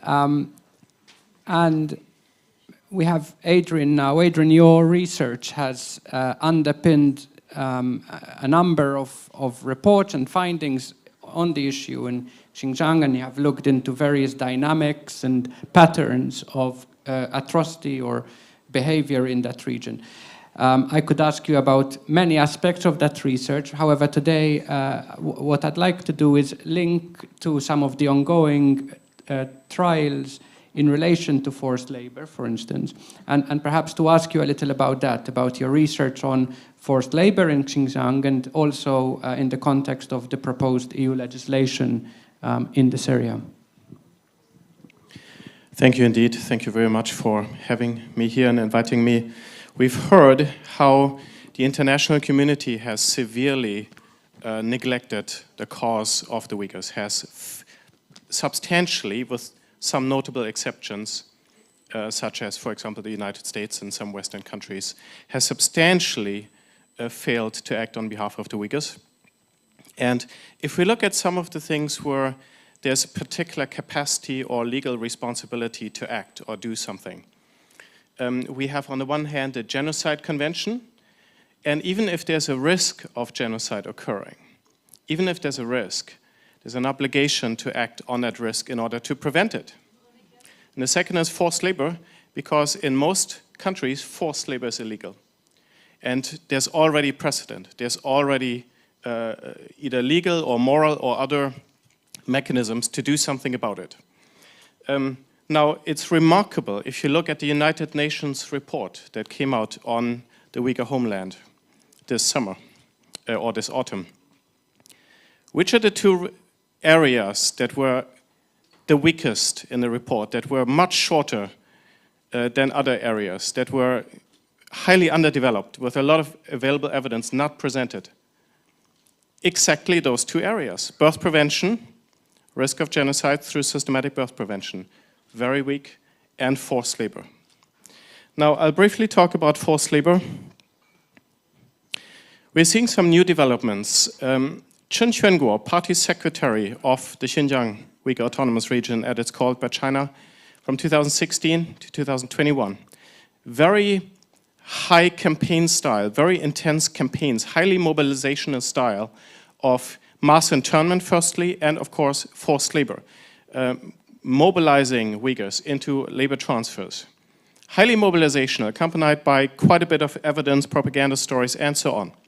Now with the new governor, Ma Xingrui from Guangzhou, a technocrat, more looking at long-term sustainable development, my analysis of the situation of forced labor in the Uyghur homeland is that we now see a normalization or institutionalization of existing coercive labor placements. The Uyghurs are already in factories, they have been mobilized, and now the Chinese state is instituting a system called unemployment monitoring and early warning, by which people are kept in the place of employment. It's to prevent them to fall back into poverty, but of course, if you give up your state-assigned job, then that would make you fall below the financially measured income poverty line of the state. The quota of annual vocational training sessions has been increased by 50% from 1 to 1.5 million annually. And every able-bodied adult is now required to work. Interestingly, until 2021, under Chen Quanguo, only at least one adult per household was required to work. So it's an intensified requirement, and these intensified requirements increase the risk of forced labor and the potential scale of forced labor. Across the two systems of forced labor, I'm estimating that conservatively up to 500,000 ethnic minorities are forced to work after they have been through the internment camps. And between 1.5 and 2 million are at significant risk of forced labor through poverty elevation, through labor transfer, the system that's not directly connected to the camps, although refusal to follow government orders makes you liable for internment. So the total scale of forced labor in Xinjiang is potentially between 2 and 2.5 million at risk, which is nearly 10% of the 28 million globally estimated to be globally in forced labor, according to latest reports. Now, the European Union has proposed legislation to combat forced labor, and it's quite typical. This legislation targets the most common form of forced labor, which is private company, corporate forced labor. But in Xinjiang, the main problem is state-sponsored systemic forced labor, which is systemically different. It's different to measure. The ILO indicators don't work very well, especially not in Xinjiang, because it's a politically motivated system, not so much economically motivated. And so what I'm saying about the EU instrument that's proposed, the EU instrument has to introduce a measure to address state-sponsored forced labor in Xinjiang. And the one possibility is the risk database that is being proposed. And in that risk database, the key will be that they are able to designate entire regions of high risk, effectively reversing the burden of proof, shifting the burden of proof from the European Union to those who seek to import from Xinjiang. And the second challenge, and that's the last point, within my 5+ minutes, the supply chains is that a lot of products from Xinjiang, especially cotton, is an input material for a lot of textile production in Southeastern Asia. In other parts of Asia, tomatoes are being processed in Italy, in the Philippines. And that will have to be tracked in the database mechanism. So it's all about the implementation, and my major concern is that the EU instrument is not specifically claiming to be dedicated to tackle state-sponsored forced labor. And that's something that will have to be remedied. Thank you.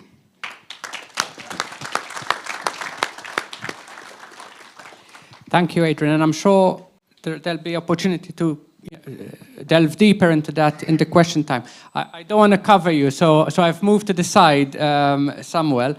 Samuel has been a driving force in the Belgian Parliament to get genocide recognized. But today what I'd like to ask you about is indeed your work in relation to forced labor legislation and generally your work in relation to recognizing the atrocities happening in Xinjiang in the Belgian Parliament. Well, thank you so much for inviting me here. It's a great honor to sit in such a distinguished panel, especially next to Adrien Zenz, who's like a rising star for us in parliaments and whose work has helped us tremendously. But it's always a great pleasure to see you. Mr. President, to see my old friends now from the Uyghur community. I see Kelbinur right in front of me. I see Abdullah Mimekhov. I see Ekber. Well, I will not cite them all, but you've been fantastic friends. And you have been the real driving force behind the adoption of the resolution in Belgium, in my own parliament, for the recognition of the crimes against humanity and of the serious risk of genocide. Maybe let me start with a word about that resolution, which I submitted, I think, now 2 years ago. And I must tell you in all honesty that when I first tabled that resolution, tabled that proposal, people, including in my own party, told me, Samuel, you're absolutely crazy.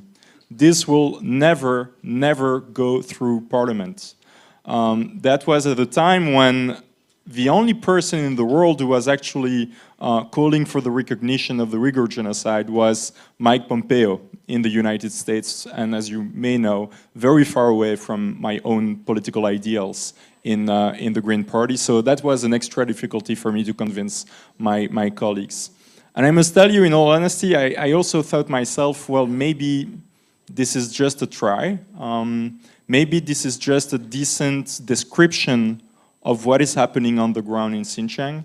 And maybe this is just a way to tell what is happening there to the people in Belgium.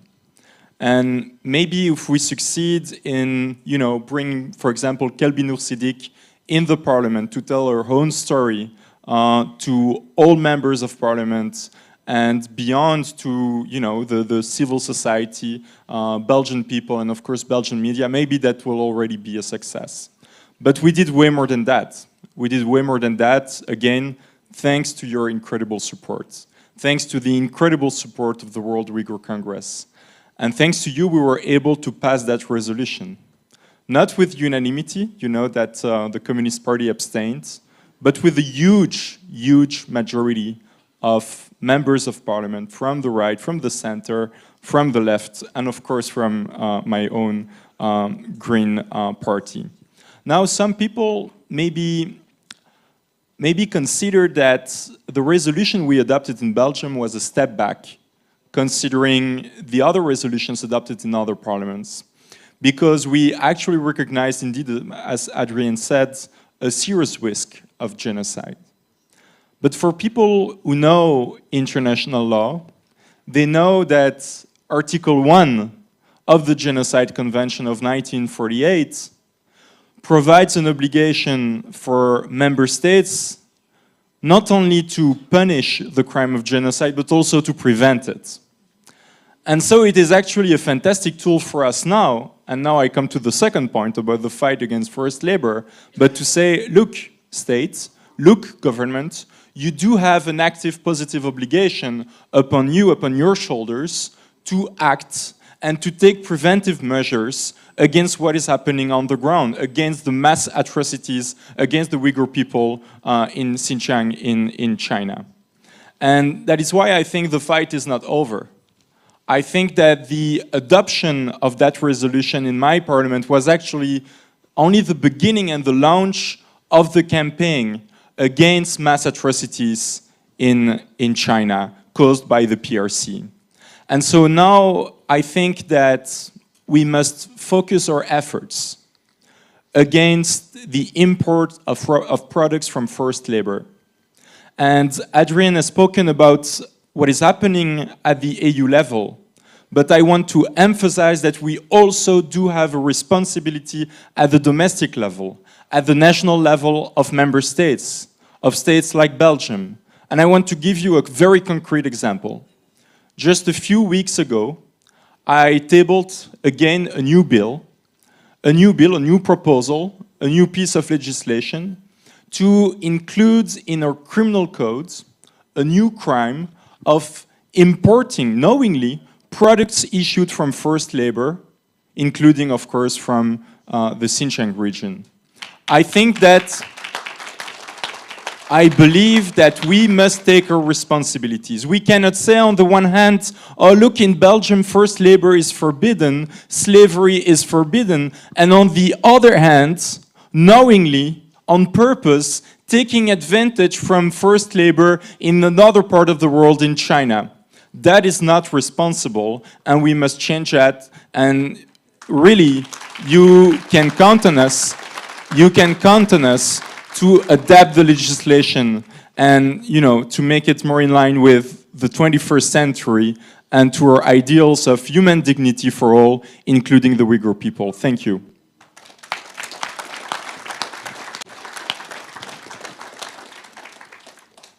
Thank you.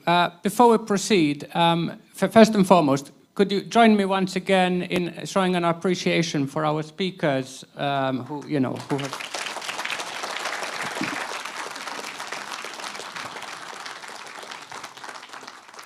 Could I confirm the time for the end of the... We have time for 3 questions. Okay, that isn't much at all. So we have 7 of the finest minds on the stage.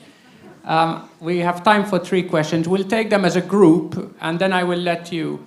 I think the rule is everybody gets this 1 minute or half a minute. Yeah. So we'll take 3 questions in a group, and then I'll let you decide exactly to comment on any or all of the questions you decide. So I see 1 hand up already here, 2, and perhaps someone from this side. There's 1 in the back. So there are 2 at the back. Will you allow me 4 questions? 1 at the back, 1 at the front here. All right, can we hear the 4 questions?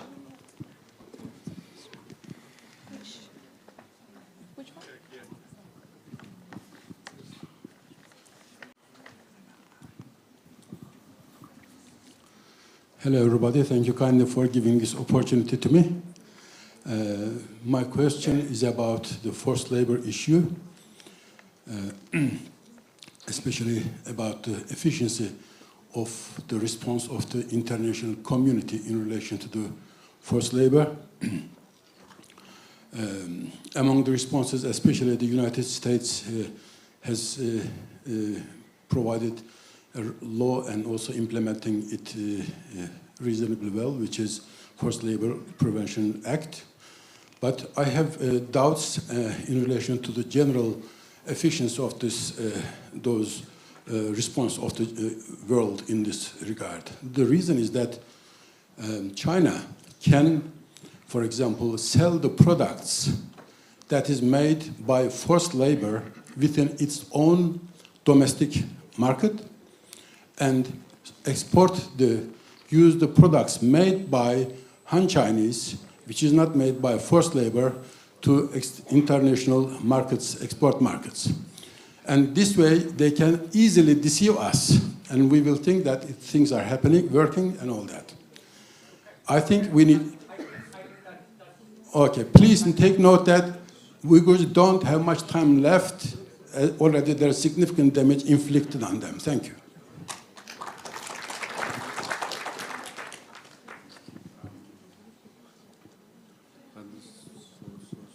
Yeah, so we'll take them as a group. And please, questions not longer than 1 minute. We have limited time. Just ask the question. There was somebody at the back there. Someone at the back? Was it you? Okay, sorry. Selamun Aleyküm. Hello everyone. Benim sorum da Mehmet Bey'in sorusuna biraz benziyor. Çin soykırım yapıyor. Sadece Çin'de zorla çalıştırılan ürünlerin ithal edilmesi değil, Çin'de üretilen bütün ürünlerin ithal edilmesi ve bu Çin'e yaptırım olarak kullanılması konusunda bir girişimde bulunamaz mı? Soru bu. Yani bunu hukukçuların hepsini soruyorum yani kim cevap verirse.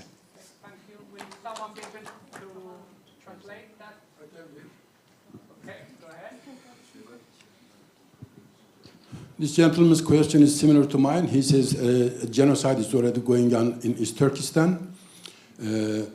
His question is, can a general imposing of forced labor products, general imposing of all products made in China, can that be achieved to get a real outcome in relation to the Uyghur issue? Thank you. There was a question at the back there. A lady, I thought it was. It was a lady. But there's Is there any possibility to seek a path of having a UN resolution on China's crime against humanity and the Uyghur genocide? Okay, perfect. The last two, we have David, we have Dolphus, and then panel.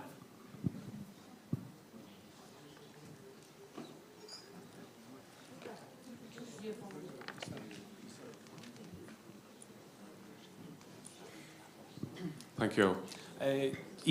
Easy question for you. From your perspective, what has been the cause of delay for governmental action, and has something changed to remove the source of that delay that makes it more likely now?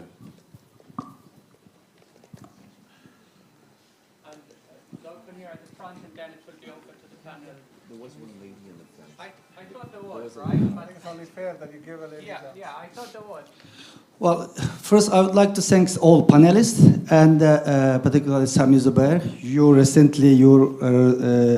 resolution was passed on the Uyghur refugee settlement resolution in the Canadian Parliament. So I would like thanks for your hard work for this. My question is, how long will be taking place implemented for this resolution, and what do you propose? What time you estimate the time? And another my question for the Afzal Khan and Samer, both is the Muslim background parliament member. We all talking about the Muslim countries' silence on this. Do you have any good suggestion, or do you have any plan how we can motivate the Muslim parliament member to speak also the Uyghur genocide? Thank you. You have just, there was a lady, right? There was a lady who wanted to ask a question. There was, okay, okay. It's only fair. We have Okay, I have a question. Let's say that some government, I'm not talking about parliament, I'm talking about government, recognize genocide. What could be the concrete action due to a human rights convention? Thanks very much, and thank you for keeping the question short. Shall we reverse the order now? Samuel, perhaps begin with you and move towards Michael. You have 1 minute maximum, 60 seconds, just to make a few comments. Yeah, very quickly, what has been the cause of the delay? Well, I have an easy answer for you. Have you seen the huge opposition coming from the PRC and all its allies, including in Belgium, only for the recognition of the Uyghur genocide?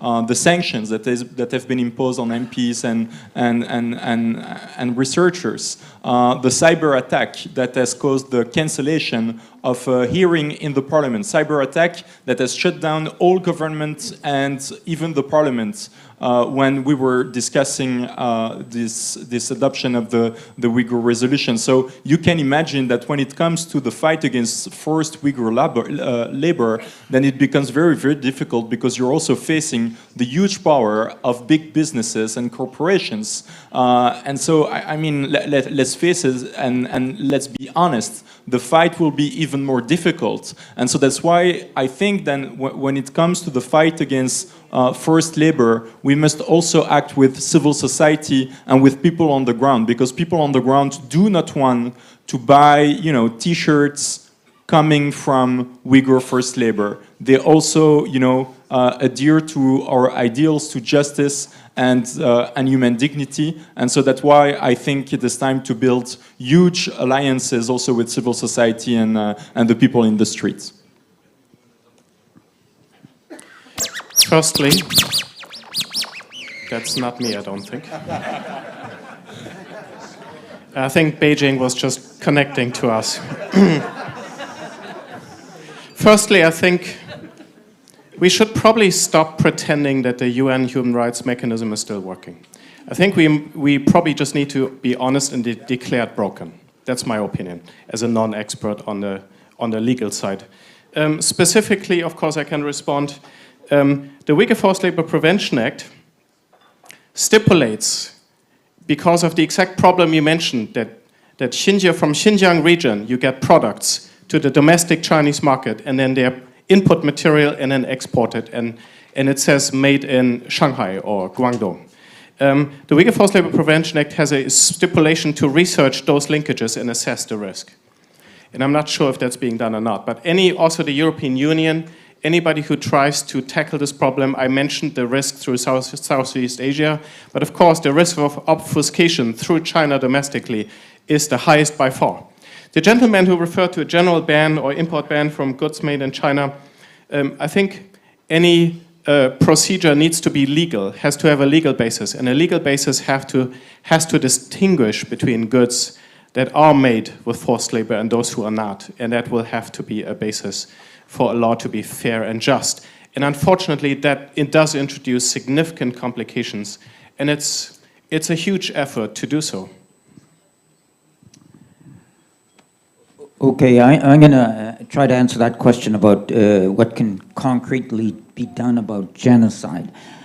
China is a signatory to the Genocide Convention, and the Genocide Convention says disputes about genocide can be brought to the International Court of Justice. Almost every other country is a signatory to the Genocide Convention, so that any country, or almost any country, can bring China to the International Court of Justice for violation of the Genocide Convention. China has entered a reservation saying that we do not accept the jurisdiction of the International Court of Justice. The Vienna Convention on the Law of Treaties says you cannot enter a reservation that is contrary to the intent and purposes of the treaty. There's an argument to be made that the reservation is contrary to the intents and purposes of the treaty and therefore has no validity. That argument has been raised when Congo brought Rwanda to the International Court of Justice for genocide, and the court decided in favor of Rwanda. However, the statute of the International Court of Justice says there's no precedent in the court, and there are distinguishing situations between the Congo-Rwanda situation and the East Turkestan-China situation. So I would suggest concretely asking any state that's a signatory to the Genocide Convention to bring China to the International Court of Justice. Thanks. In answer to Ivetta's question, the United States outgoing Secretary of State, Mike Pompeo, declared that genocide is being committed in China. Now, the standard under the convention is lower than that. It's any risk of genocide requires the state to take action to stop it. So when Mike Pompeo declared that it's happening, then that puts a very high responsibility on the United States government. Immediately after Pompeo left the office, Tony Blinken came to the office and he confirmed in his congressional presentation that he believes that genocide is being committed in China. So the United States government is under obligation under the convention to take any action necessary to stop the ongoing genocide. So that's the obligation of the United States. Other states have not recognized it, although the parliaments have approved it. These decisions by the parliaments have not been adopted by the government. But the United States government, through its Secretary of State, had confirmed that it has happened. So I'll respond to the two questions that haven't yet been answered. One about my motion M62, the second around Muslim parliamentarians. And that being said, I agree pretty much with everything that's been said thus far. First off, my motion M62 calls clearly for the government of Canada to welcome 10,000 Uyghurs from third countries as of 2024. This will be voted on soon, very soon. This speaks to our tradition of providing asylum to those who need asylum. This is our tradition, our Canadian tradition. It's a proud tradition. It's one that's supported by Canadians and by our government. We will be voting on this. There's a high level of awareness and support for this.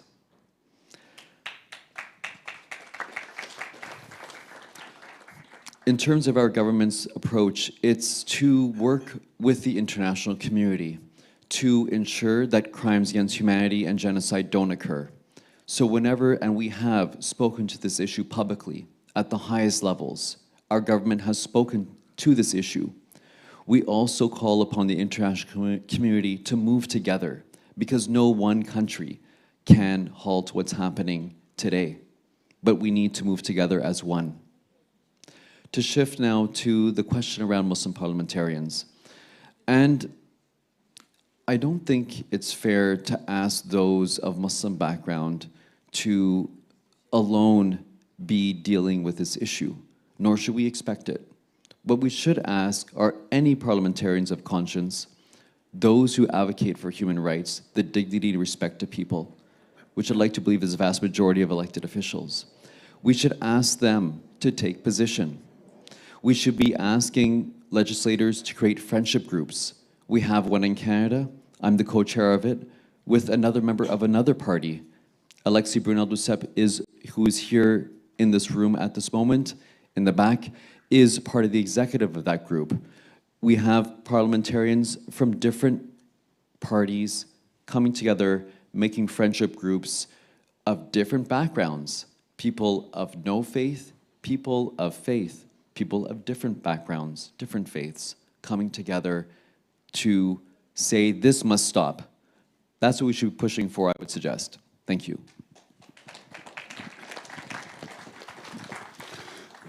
I thank the President of the World Uyghurs Association for this very important question. In my opinion, we can't dance around. The bottom line is, when you have overwhelming Muslim world remaining silent, we then have to ask a question, why this is so. So my first point would be rest assured that the Muslim masses are with you. What we need to make sure is that we bring about the awareness of what is going on. The more they will learn, the more they will stand with you, more they will make it difficult for their leadership that they cannot ignore. My second point on this one would be which I agree with, and that point is that we need to build alliances. And that alliances isn't just about Muslim parliamentarians, which I think is important, and I think we should organize them. I think we should build up the links. We should get parliamentarians from every Muslim country parliament. There will be who will join their hand with us. So we should do that, but we need to go much bigger, and that is building alliances of other people as well, other people who have been suffering from China as well. There are a number of different groups there as well, so we need to build that alliances as well. And the third thing I would say to you is probably one of the most powerful things which we haven't touched on is Islamophobia.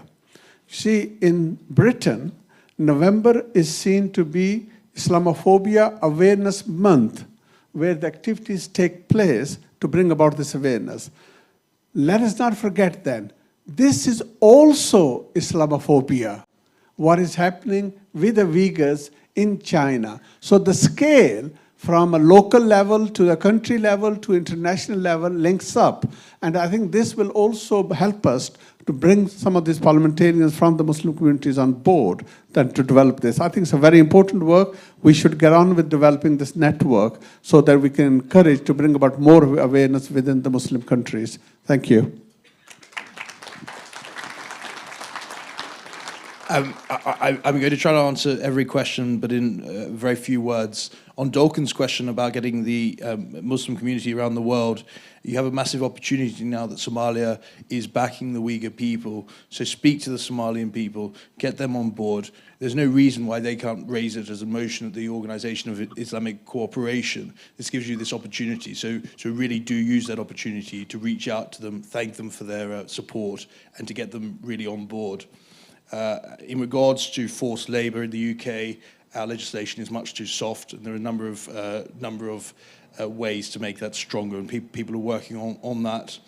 In regards to can we get the General Assembly to back the Uyghur people, the recent Human Rights Council vote was defeated by 2 votes, as you know, which turned out to be 1 the next day when Ukraine changed their mind.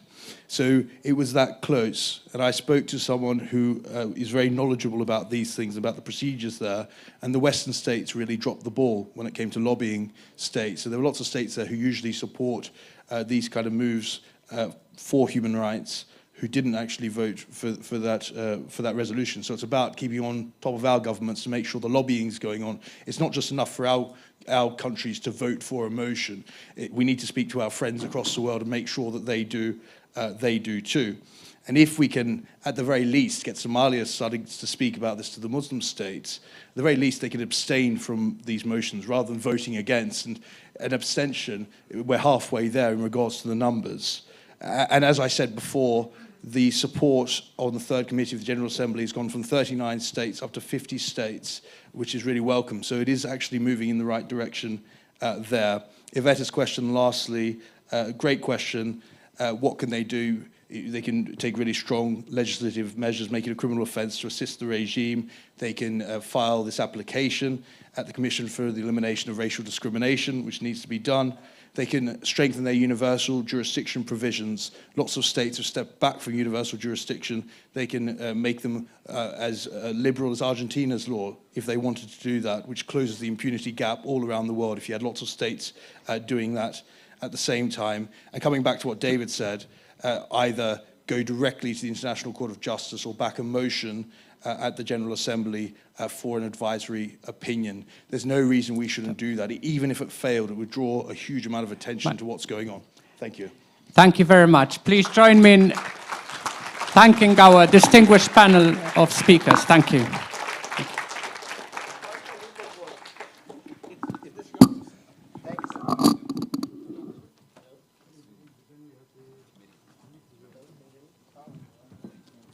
Can I have one of them? Hello, can you hear me now? Okay.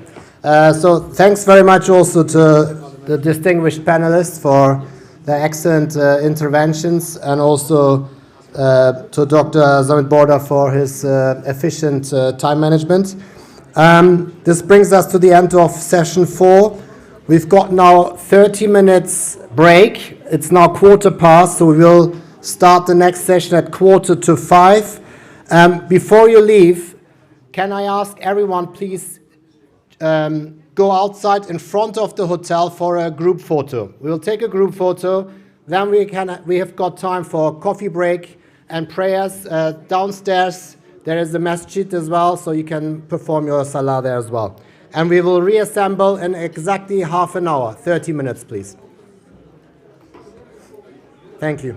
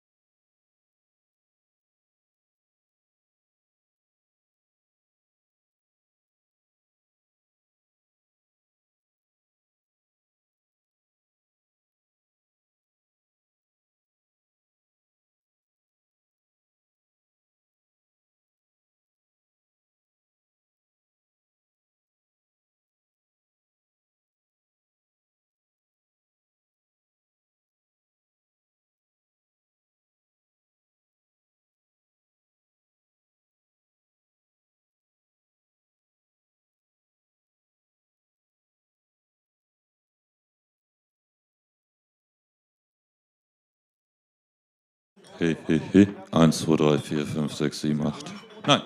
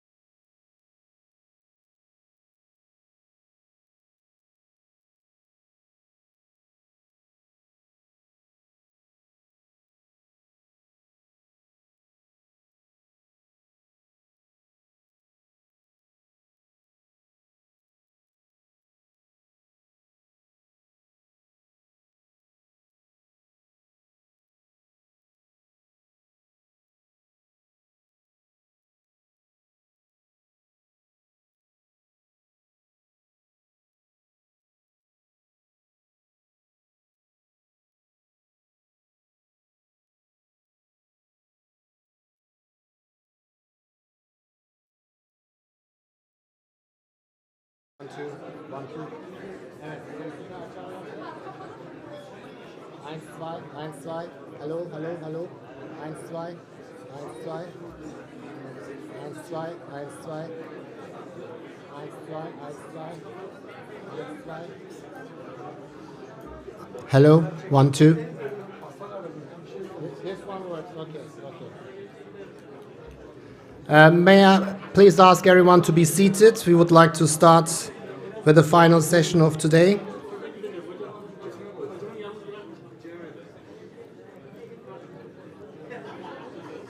We're already running late, so may I please ask everyone to be seated? Thank you very much.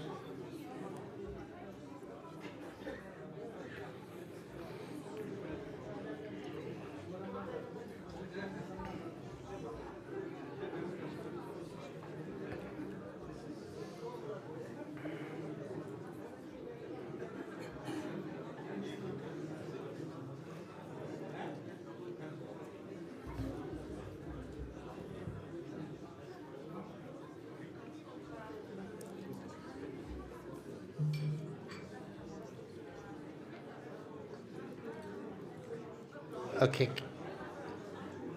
May I please ask everyone to be seated and calm down?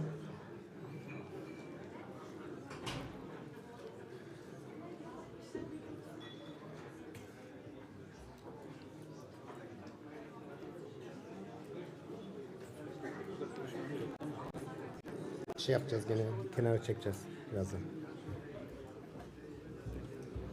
Okay, I think we can start. So, welcome back to the International Uyghur Forum, the session number 5 with our panel number 3. I hope you had a good opportunity to network and enjoyed some of the refreshments. So, the final session of today will be about the international civil society and media responses to the genocide in East Turkestan. We will have an hour and a half, including the questions and answers. We will have again a distinguished panel. Today, this panel will be moderated by Hanno Schädler, who is a human rights activist at the Gesellschaft für bedrohte Völker, or Society for Threatened People. If I ask Hanno to come to the front, please. And the fellow panelists are Mr. Alexis Brunel-Duceppe, Canadian MP. We've got Mr. Mesut Gülbahar, President of Hasene International. Marco Respinti, Italian journalist. Mia Hassensen-Gross, Executive Director at René Cassin. Kaori Arimoto, Japanese journalist. And finally, we have Dr. Rian Tum, Senior Lecturer at the University of Manchester. So, if I may ask the audience at the end, when we have the questions and answers, just please stick to a very short question. Don't do any statements, so we can take more questions and we have more time for the panelists to respond to your questions. So, Hanno, the floor is yours. You can proceed. Thank you very much. Thank you. Welcome to this afternoon's panel on the issue of international civil society and media responses to the genocide in East Turkestan. And we will be talking about the role of the media, of academia, the role of politicians, and how they all interact. And I would like to start with Mesut Gülbahar, the president of Hasene International. And Mr. Gülbahar will focus on the role of NGOs. Yeah, thank you, Hanno. Ladies and gentlemen, dear sisters and brothers, Assalamu alaikum. So I want to start with a small experience when we ran our Arakan conference 2018 in Cologne. It takes place in Cologne. We invite a lot of Arakan NGOs, especially who are working in this area and especially against genocide to the state Myanmar. So we invite all them, we discuss with them, we want to prepare together the meeting, but end of the meeting, we have only one partner and we continue our work with one NGO. This was Arno from London, Arakan Rohingya Nation Organization. So I want to share this experience to the rules of the NGOs who are working in Uyghur people area. So my list is, I will also match the line of the topic of this panel. So my list of the rules from the NGOs, they need firstly united their target. A lot of NGOs, so we as people, we don't know the area very perfect. We don't visit East Turkestan or we don't visit China, so we don't know the situation. So we are a little bit dependent of the information what we get from the NGOs, from the people who are lived there or they came as refugees to European countries or different countries. So we need their experience. So we have to discuss with them. We have to prepare with them the meetings. But at the end of the work, there has to be united target. Different targets, different similar, different goals will be bring us in a little bit trouble to prepare the meetings to work as NGO. And I want to use the opportunity to thank especially to World Uyghur Congress and International Union of East Turkestan organization. Those both organizations are our partner for this meeting, so we have a very good work together, and we change our experience. And as you've seen, it was till now a good meeting. We hope we will finish tomorrow with very good blessings, and inshallah, so God will, with good information and good targets. My second point is they need also a united strategy. Different strategy, a lot of strategy, and as you've seen today, there is a lot of meetings, there is a lot of reports or discussions, and when the NGOs, especially NGOs who are working in this area, if they have different strategies or opposite strategies, it will not successful. So the role have to be that they have a united strategy. My third point is they need to unite their capacity, because the most of the Uyghur people, they are living in foreign countries, or they are not living in their home countries. They came as a student or several issues to these countries, and they live there, and they established NGOs, and these NGOs, a lot of NGOs, they need volunteers, they need experience, they need capacity, also financial resource, human resource. And if you are less of people, so the capacity will also less, or it will not function 100%. So they need united their capacity. When they take their rule, we hope the NGOs united their capacity. My next point is we know a lot of NGOs, they work in the area of diplomatical area, in advocacy area, but also they need to work in different areas. For example, in education area, or an area where they import their culture, their language, their religion to the people who are living in foreign countries, in different countries. We know China is working with his political situation against Uyghur people, and at the end of this situation, China hopes that the Uyghurs are assimilated. But when the Uyghur NGOs make his rule in education, or work in their work in education, or for women, for example, we have morning we heard about a lot of treatments, so work in this area, or for children, or as I said, to import the language, the religion, the culture. So it's also needed for these NGOs. My last point is we hope that when the NGOs make their work, when they run their work, they don't generalize. So we as Muslim, affected after 9/11, when bomb attacked in USA, all the Muslim called or announced as terrorists. So we Muslim are against European countries, for example, or we are against United States. This is not true. So if the NGOs work, they have to show, they have to weave to the Chinese people, they are also against genocide. They are also friendly with Uyghur people.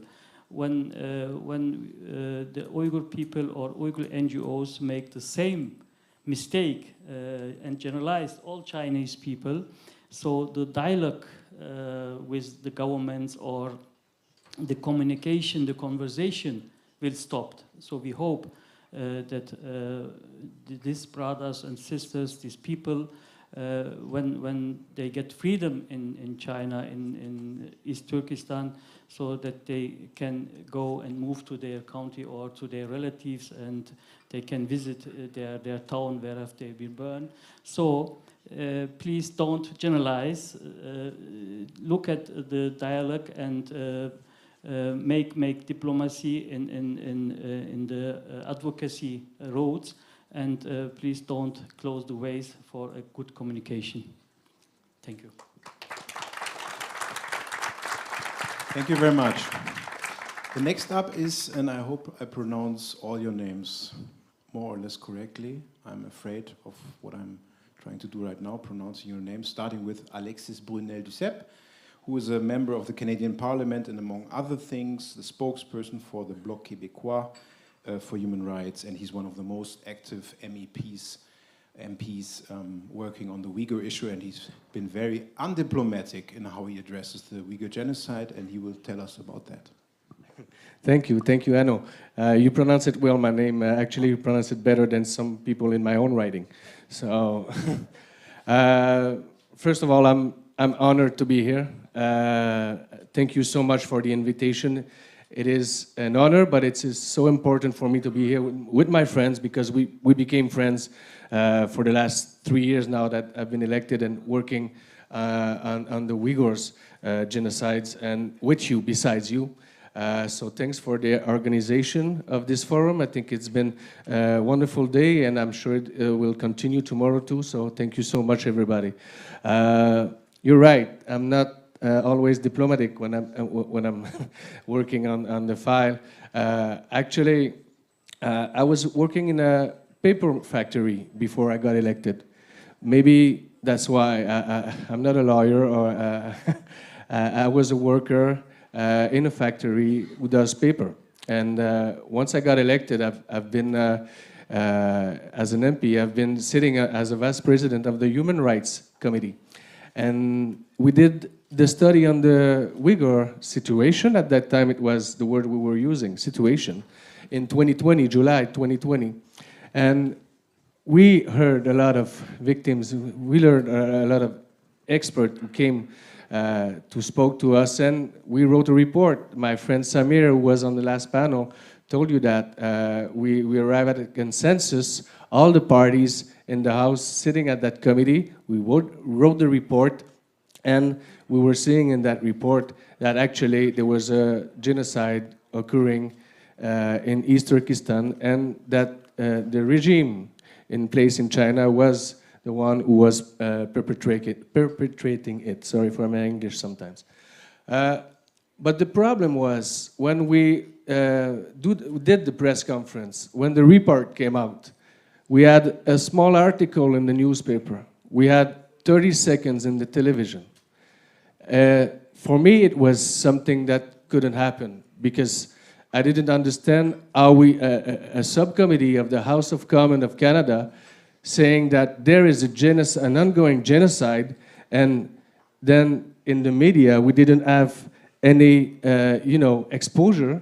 It was for me a failure of the system. So I wanted to change that. And since I was working in the paper mills, it's a chance for me because I know how the population, the ordinary people, are getting interested in a file. So it came up with the idea to link, obviously, the Beijing Olympics with the genocides going on. So I wrote an open letter. Even the people from my own parties were saying that I was not going to do it. So and they were saying it was not going to work. But I wrote an open letter. I found an ex-gold medalist from Canada who was actually carrying the flag of Canada at the Olympics, and he signed the letter. And then I got MPs from every party at the House of Commons signing this letter. I have Jewish organization, Muslim organization, Catholic, Ukrainian. So we did a big thing with that letter, and suddenly we had a mediatic exposure. And it was in January 2021. In February 2021, 1 month later, we could raise that point in the House of Commons, and that when we came up with that motion, a conservative motion that I amended to move the game and to recognize the genocide, it was, it was voted unanimously in the House of Commons, except, and sorry for my friend Samir, I love him, but I can critic the government of Canada sometimes. Prime Minister and all the ministers, they abstain. And for me, that was not unanimous. It was, yes, unanimous for those who voted. So for me, Canada is not a military power, it's not an economic power, but it has to be a leader in the human rights files. It always has been. And since, Lester B. Person in the 50s with the blue helmet, or Brian Mulroney in the 80s with the apartheid regime, Canada was a leader in the human rights. And now we need courage from this government. We need this government to use the word genocide. We need Justin Trudeau to use the word genocide. And you know what? Samir is doing a really good job. He's in the government. I'm in the opposition. Some people would say it's easier for me, and they are right. It's easier for me, and it's harder for Samir because he's in the government. It doesn't mean we're not working together. Sometimes I'm helping him, putting pressure on the government, and we will succeed. So that was, you gave me 5 minutes. I don't know where I am, but this panel is about the media response. I think that letter was an example of what we should do. If we want support from the population that we represent, we need to know how they got interested in the file. It's not easy when we are in a pandemic in northern Quebec talking about the Uyghurs in 2020. It wasn't easy, and we did it. So we broke the wall of indifference, and for us it was a big thing. And now with that, we have the support of the Canadian population. We need now the support of the government to go more far, and I'm sure we will succeed. And again, I'm honored to be here. Thank you so much.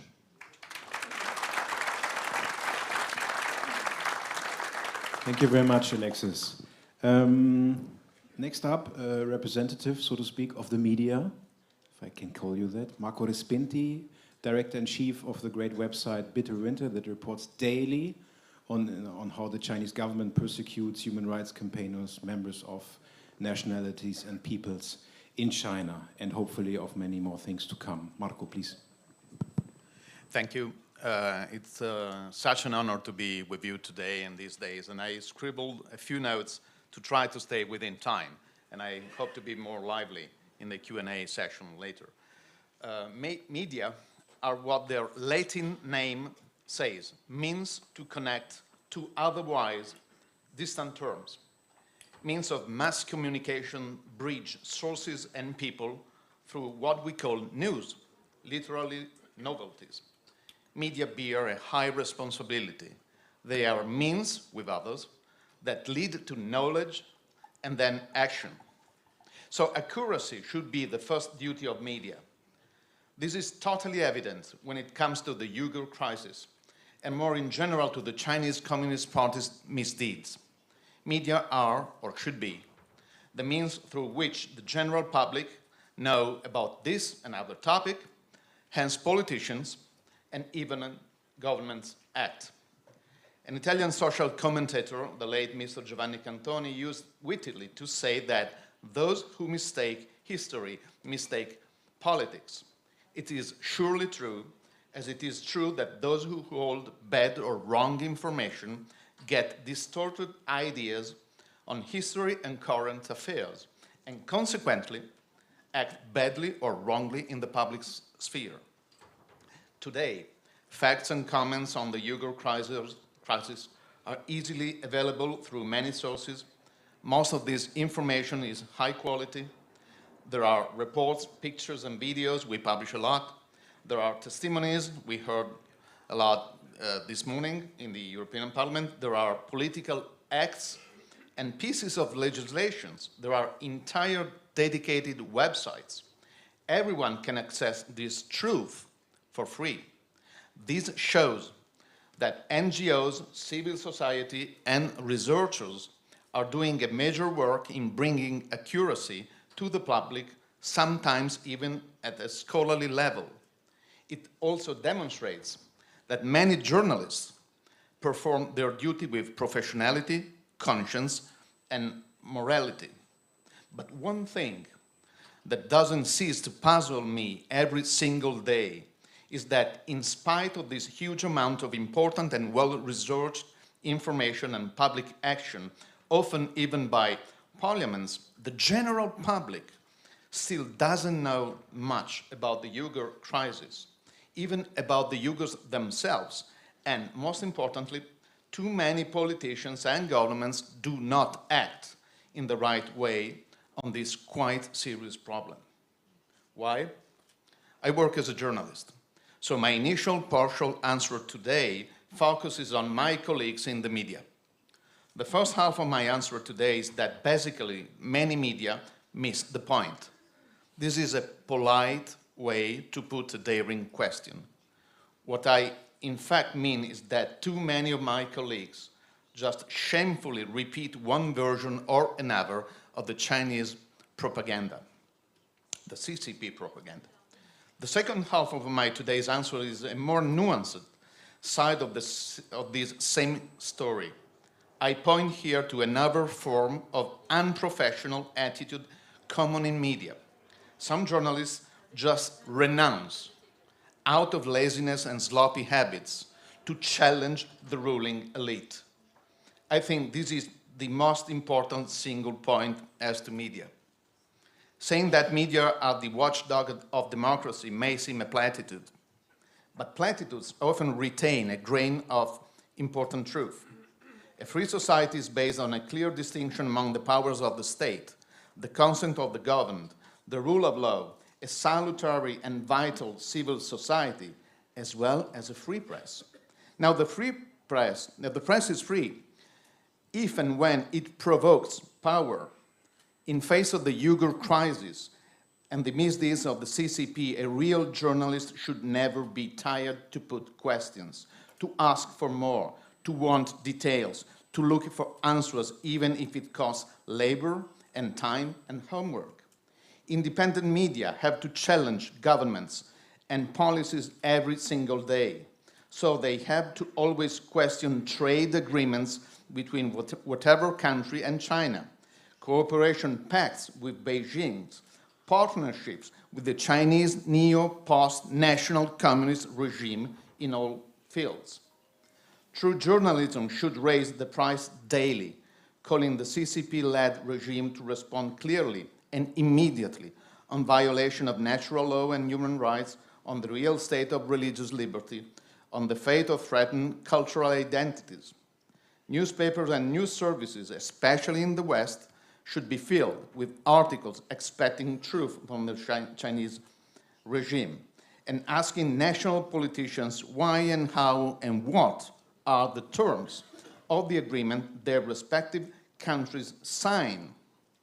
Case in point is Italy, with the tyrannical government of China, which has transformed East Turkestan into a gigantic open-air re-education camp.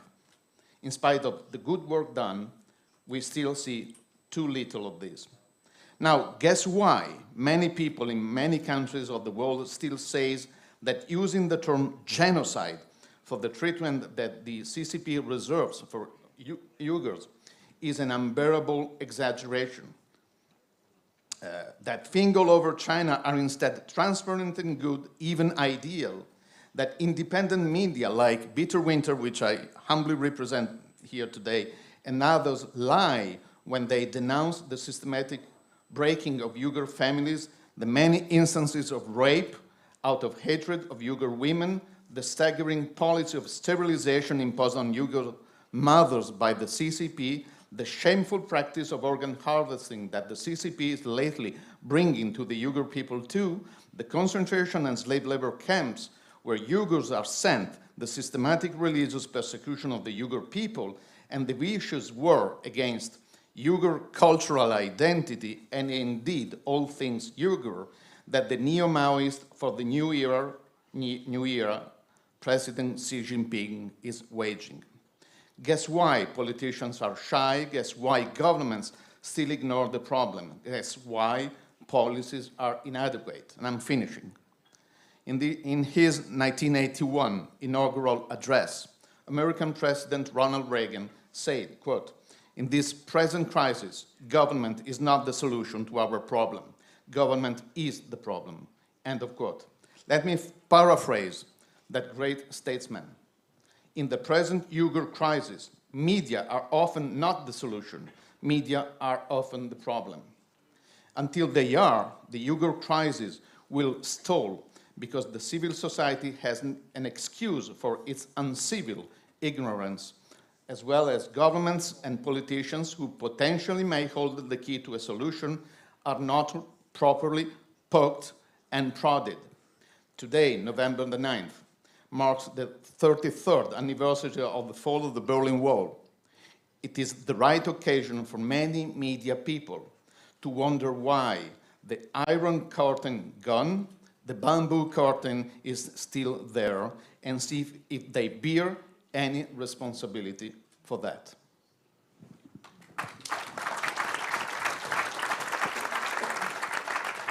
Thank you very much, Marco. November 9th is also my mother's birthday, so the day is really special, among other things because of all the things that happened in German history. Next up is Kari Arimoto, a Japanese journalist for Japanese television, and also she has been writing a lot of articles in order to raise the Uyghur issue. And she will tell us about the media situation and media and politics in Japan. It's an honor to be here today, but I wonder whether I am a correct person to talk about the Uyghur cause in Japan. Because I am a journalist from Japan, that is the country who released the weakest message and passed the weakest resolution in the parliament. And so that President of World Uyghur Congress, Mr. Dorgan Asa, claimed that to the parliamentarians in Japan and the meeting when they came to Japan in September. So bad. And but today I want to talk about the phenomena in Japan.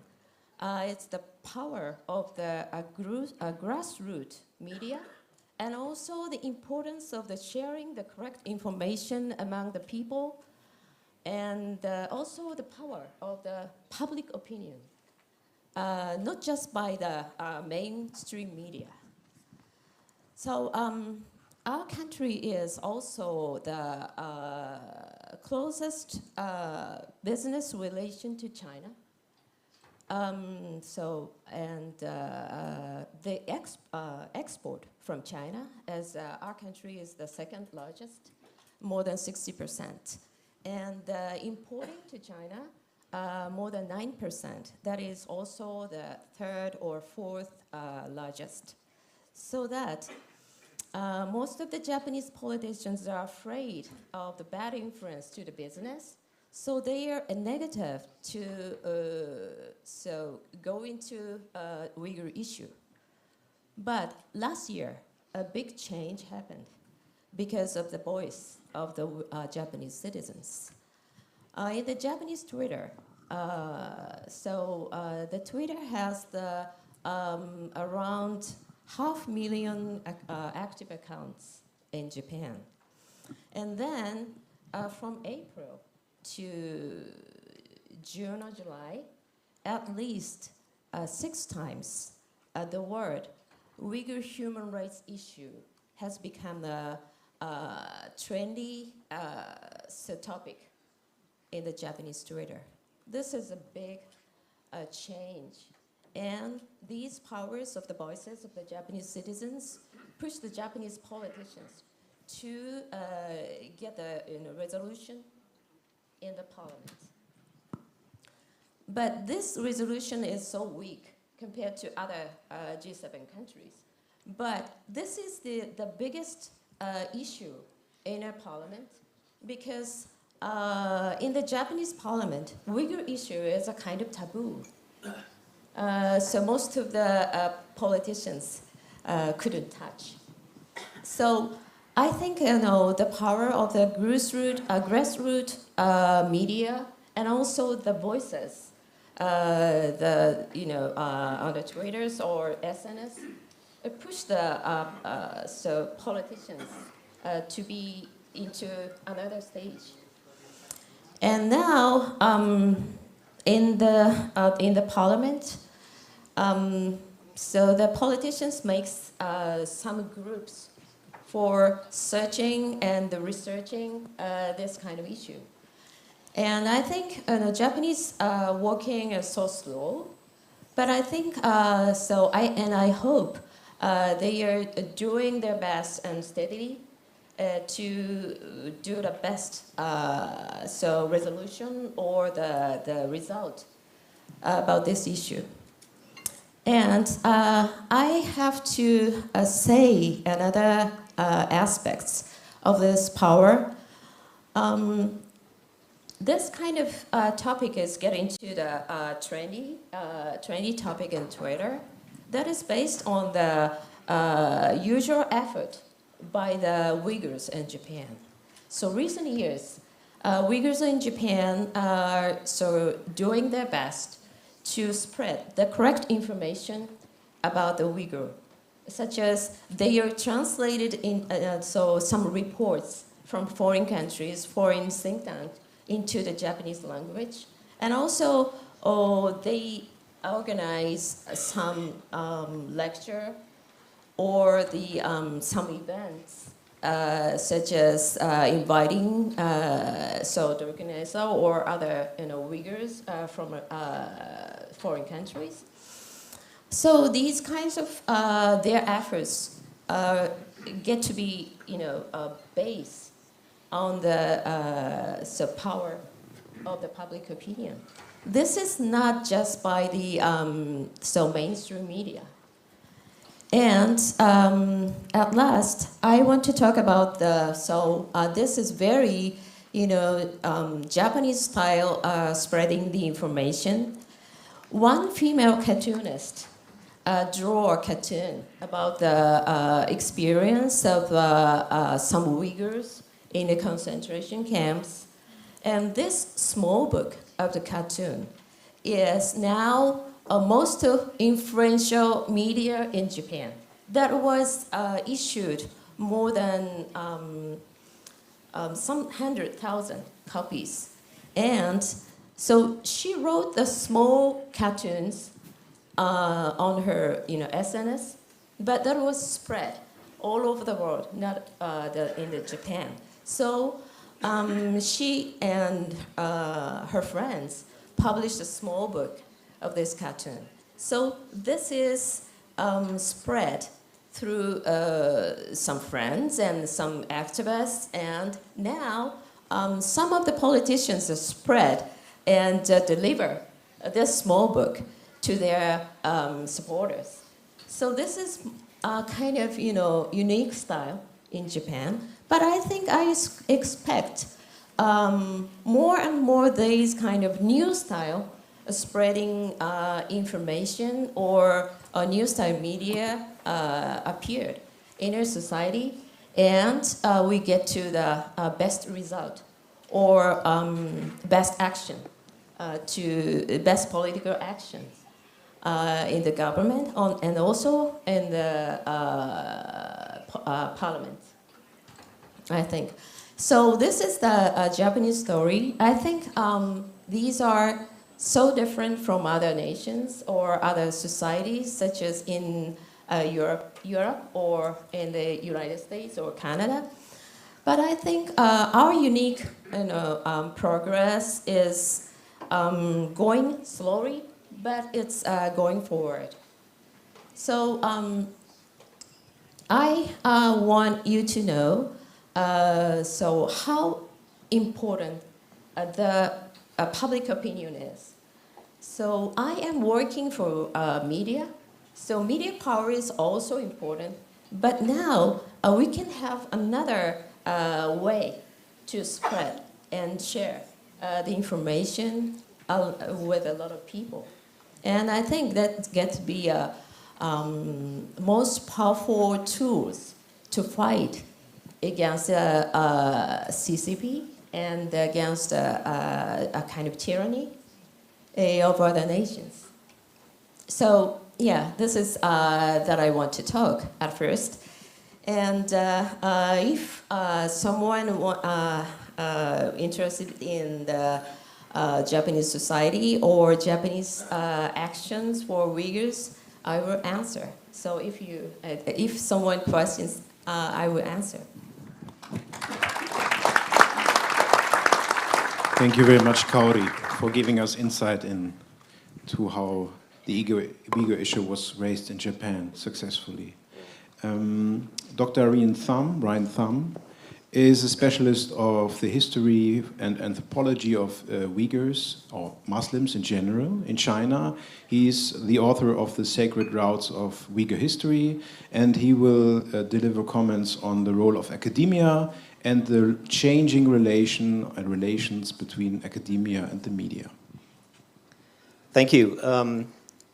As my other panelists have expressed as well, it's really an honor to be here and to meet and speak to so many people who have sacrificed so much for this issue. Academics have played, do play, and I think should play many roles in regard to the Uyghur genocide.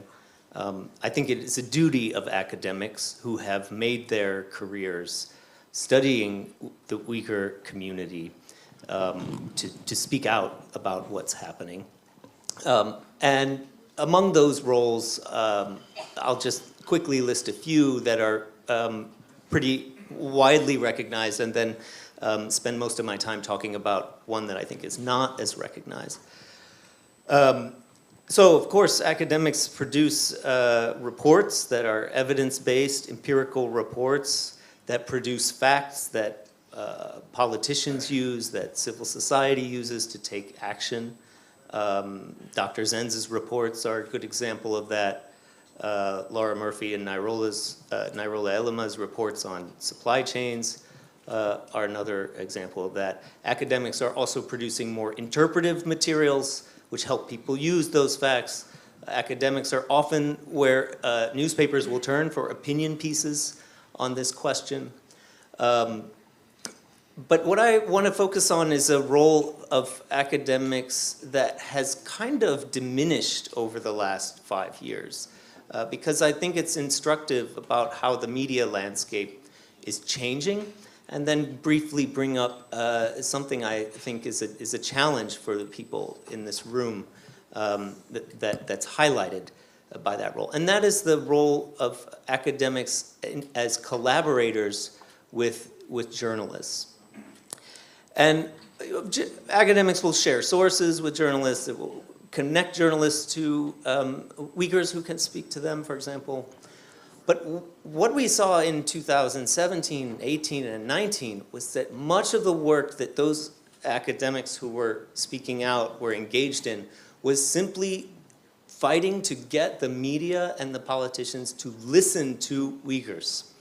and to listen to Uyghur journalists, like the journalists at RFA, who were very accurately describing what was happening in 2017, while the rest of the Western media was ignoring it. And if you look at the articles that the major Western media started putting out in the summer of 2018 and then 2019 and 20, you'll see they very frequently cite an academic, an interview with an academic. And this is because the two things, the reluctance to report on the issue and the frequent citation of academics, I think are part of the same impulse by journalists and editors, which is that if the issue is not already being reported on, journalists and editors can be very nervous about reporting on it. Despite the journalists' hunger for a news story, they are reluctant to satisfy that hunger if there aren't already some stories on the topic.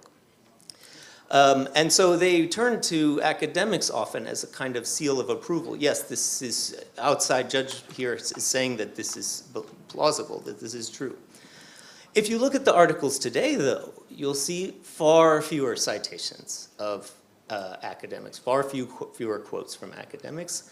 And I think in many ways this is extremely good news, because it means that the media has accepted that the panoply of policies of atrocities against Uyghurs are simply a factual background, something we assume to be true. We don't need some kind of something outside of the normal journalistic practice to assert that it's true.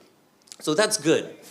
But I want to close by showing one of the costs that come with that, which is that, in my opinion, the public perspective on what's happening in Eastern Turkestan is a bit frozen.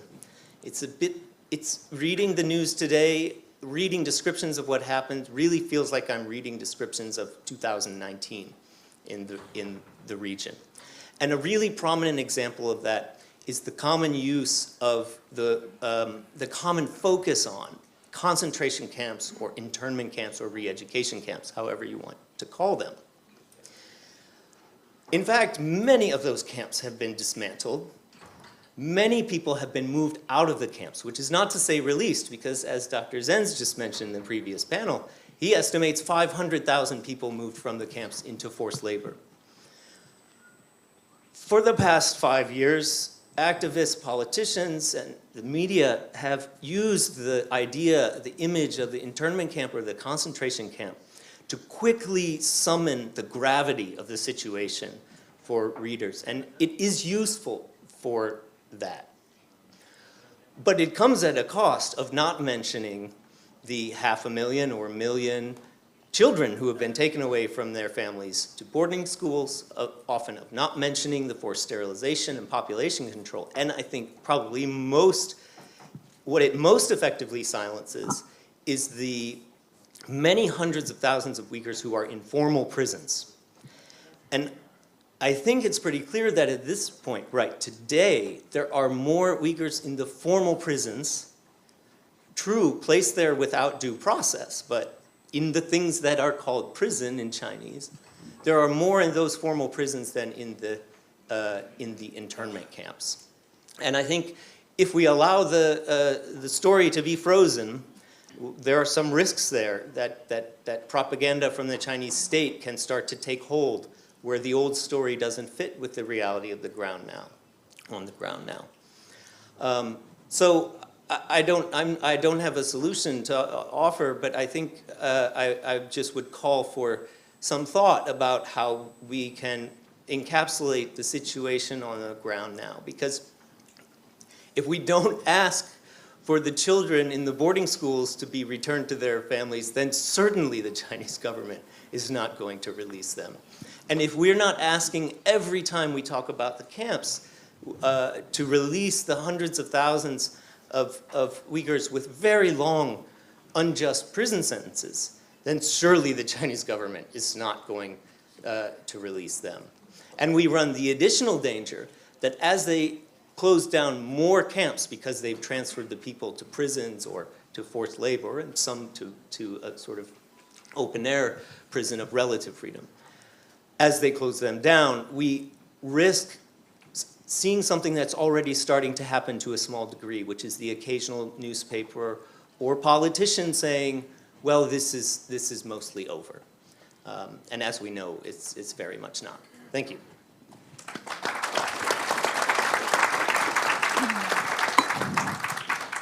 Thank you very much, Ryan. Last but not least, I would like to welcome Mia Hasenson-Gross. She's smiling at me because we spoke about how to pronounce her name beforehand. She's the executive director of the charity René Cassin and an outspoken supporter of the Uyghurs. And she will tell us on how René Cassin and herself have been trying to galvanize the Jewish community in Great Britain towards the Uyghur cause. Thank you, Hanno. And thank you, it's an honor and privilege. And I also want to wish you a happy upcoming National Day, which I think is in a few days, and I know how important it is for people. I am not an academic, I'm not a lawyer, I'm not a journalist, I'm not a businesswoman, I am a Jewish human rights activist. And it's at the core of my and René Cassin's allyship, solidarity, and action on the Uyghur issue. It's almost 4 years ago when I met London-based Rahima Mahmoud. She came to my office, and like all good human rights activism, we started by having a good cup of coffee. All human rights activism starts with that. And I remember Rahima telling me her story, the story of her family, that she hasn't heard from her siblings for months, and the story of the Uyghur people that were persecuted for exercising your belief, your religion, your language, your culture. And I was sitting in my office saying, hold on, but that's my story. That's literally the story of my family, of my people. My grandfather left Europe in the 1930s for an adventure in Latin America. But then the war started in Europe, and his father and siblings were left behind. My great-grandfather was one of the people that died in the Nazi death marches. And my great-aunt was one of the victims of Mengele, who experimented on her and her baby. She was scarred for life, mentally and physically. And it's when I heard that story, which was my story, that I realized that I, René Cassin, and actually the people that I belong to, have to take action. And the reason I also share with you this story is because it had a good ending. I'm sitting here today because my family is still around, because the Jewish people survived the genocide and the persecution. We actually triumphed. So I took that motivation and I took the inspiration after meeting Rahima, meeting President Dalkin and other inspiring Uyghur activists. And I did what a campaigning human rights organization does. We started mobilizing people. So in 2019, we organized a general meeting. Wait, I have to pass my page. We organized a general meeting. We invited different groups within the Jewish community, and in that meeting we made a pledge. We made a pledge to speak out, to act, and to engage any resource we have as a people, as a community, on the Uyghur issue. And that's exactly what we did. We mobilized our spiritual leadership. And it's the chief rabbi in the UK who was the first spiritual leader that spoke out on what was happening to the Uyghurs. And we mobilized our community leadership organization, who we know did behind the scenes work to lobby UK parliamentarians when certain votes came to Parliament. And we mobilized Jewish media. So Jewish people did read about what was happening to the Uyghurs from different perspectives. And we mobilized members of the Jewish community. And I think that's the most inspiring element of everything. We had members of the community that hosted solidarity iftars with members of the Uyghur community in their living rooms. We had members of the community that hosted shared cooking together. I mean, food always brings people together. So Jewish and Uyghur food. We had members taking action, lobbying their MPs on behalf of the Uyghurs. And today, the UK Jewish community is by far the leading faith community in the UK advocating on the Uyghur issue. And let's just be clear, the Jewish community is less than 0.5% of British population, but we certainly punch above our weight. And I think that's an inspiration, A, to any community that's fighting a fight. It can be done. Make sure you bring friends with you and you galvanize them. But I think it's also an indication, if it was done with the Jewish community in the UK, it could be done in Jewish community in other countries, in the countries where you act. And the story is we are speakers by experience. We have been there. We know exactly what you are experiencing now. So we can sympathize, we can lend and support, but I think what we can do the most is lend you some hope. There is hope, because I am sitting here today because of that hope and because of the change. So don't give up, because at least the Jewish community in the UK, but I'm pretty sure Jewish communities across the world are standing with you. And it's about, there's a famous supermarket in the UK called Tesco, and Tesco has a brilliant strapline. Every little helps, and I genuinely believe every small community, every small action helps, and that's what we're here for. Thank you.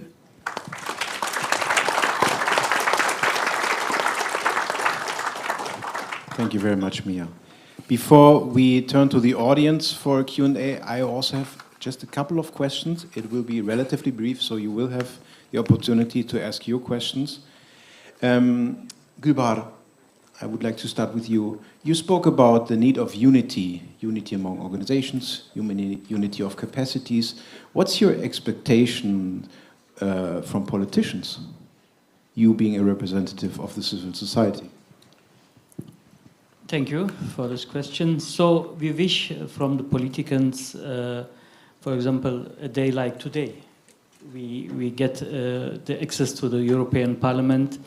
So the politicians or the representative of the parliaments open the doors and give us the opportunity to run this program in the parliament. For example, this kind of wishes we can offer, or when they get invitation for meetings and discuss with politicians and to give a report to the politicians, and these politicians can forward this report to the parliaments or to the other colleagues. This also will successful and helpful for the NGOs.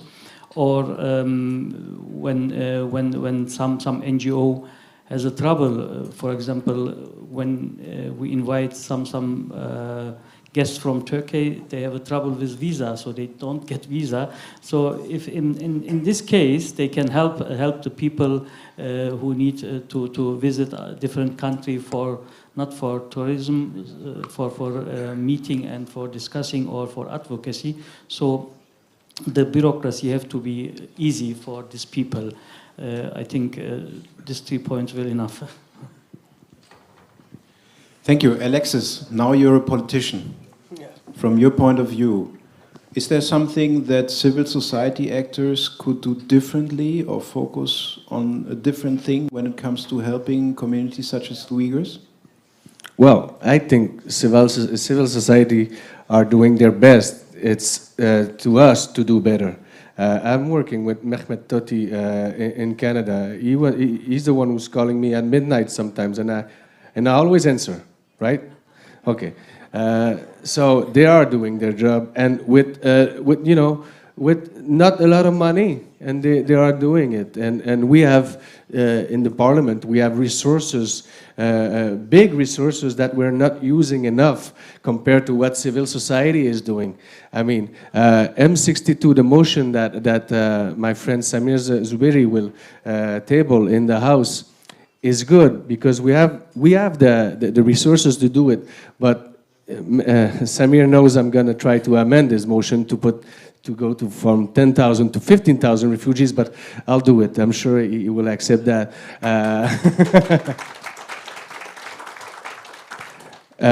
I'm known as a non-diplomatic, yeah, but I'm known as a bipartisan, one of the most bipartisan in the House, because I know that, especially on human rights files, we can do it together, as Samir said, and we're stronger together. This is not, we can critique the government, but at the end of the day, we have to work together. And you know, I know we're gonna succeed, but again, civil society is doing their best. We have to do better, and you know what? We have to help them getting more resources. This is our part of the deal, and I will work very hard to do so. Thank you very much. Thank you. Thank you. Mia, do you think that there are things that could be improved within the civil society community, if we could call it that? So different actors, could they do, I don't know, is there something to be improved?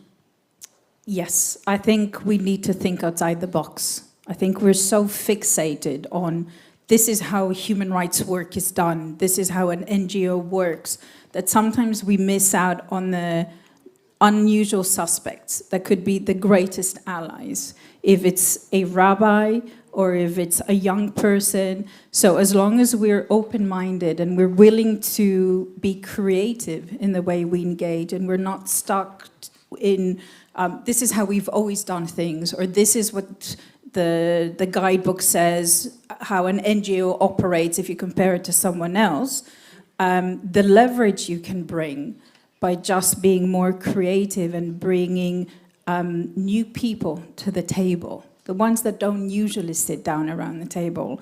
I remember hosting a debate, and I had a human rights expert talk about, I think it was the right to food, and she spoke in human rights language. And then I had a rabbi stand up and say exactly the same thing, but in Jewish language. He was quoting Jewish text. And that made the difference, because most of the people around the table were not human rights experts. So we got lost. They got lost in the human rights language.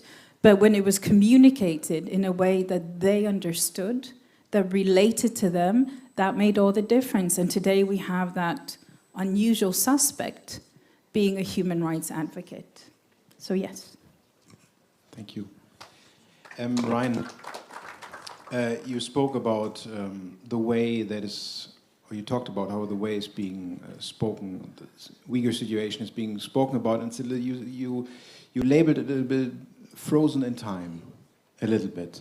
So what do you expect civil society to do in order to, I don't know, to contribute to unfreeze it? Well, I think that's probably more the job of the academics and the media. Some corners of the media are pretty content to just let the story keep going as it is, and I think that in those circumstances they need a push from outside, and that I think is something that the academics can do. I think it's easy for us academics now to get the sense, well, now that the major facts have been established, we don't have that much power anymore to, reveal what's happening. But and this is a feeling I've had myself.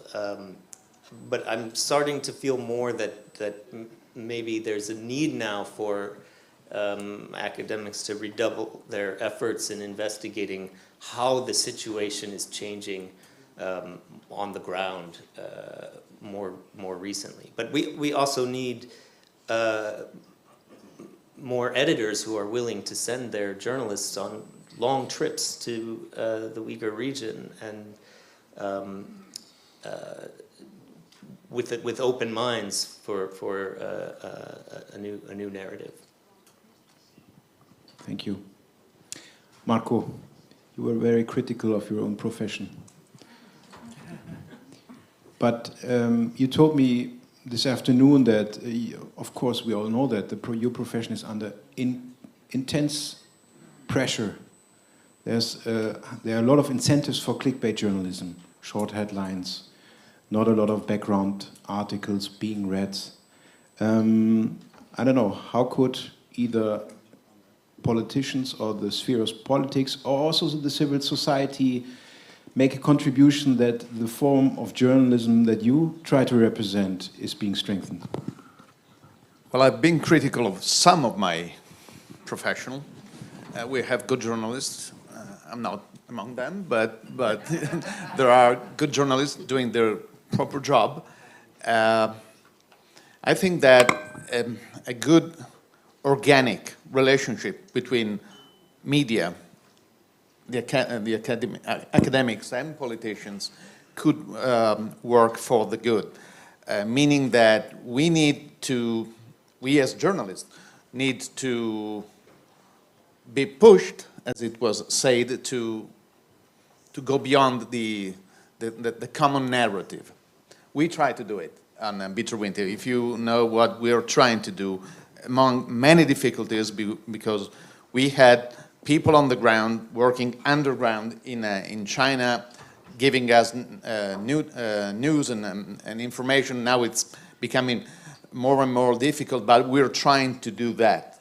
If we can provide this information to good politicians, and I tend to separate good people working in politics to some professional politicians that got interested in politics as such, and this means they need every other year almost to be re-elected without asking too much to themselves and giving not too much to their voters. So I distinguish this. If we can have a good relationship with politicians, we can provide them the news that we get sometimes from academics, and they transform that into pieces of legislations.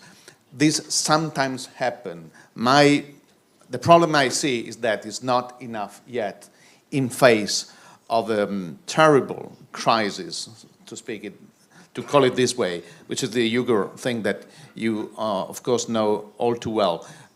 It's not enough. I advocate for this organic relationship. So a place like this, putting together, also on a panel, but in these days, these different people trying to learn from each other and use each other in the best sense, I think it's the solution. I don't see any other solution that, put yourself to work and try to do to honor not only your profession but your status as a human being. Very well put. Kaori, I know that all countries are different. Japanese culture and history is different from German culture and history. But is there something that you would like to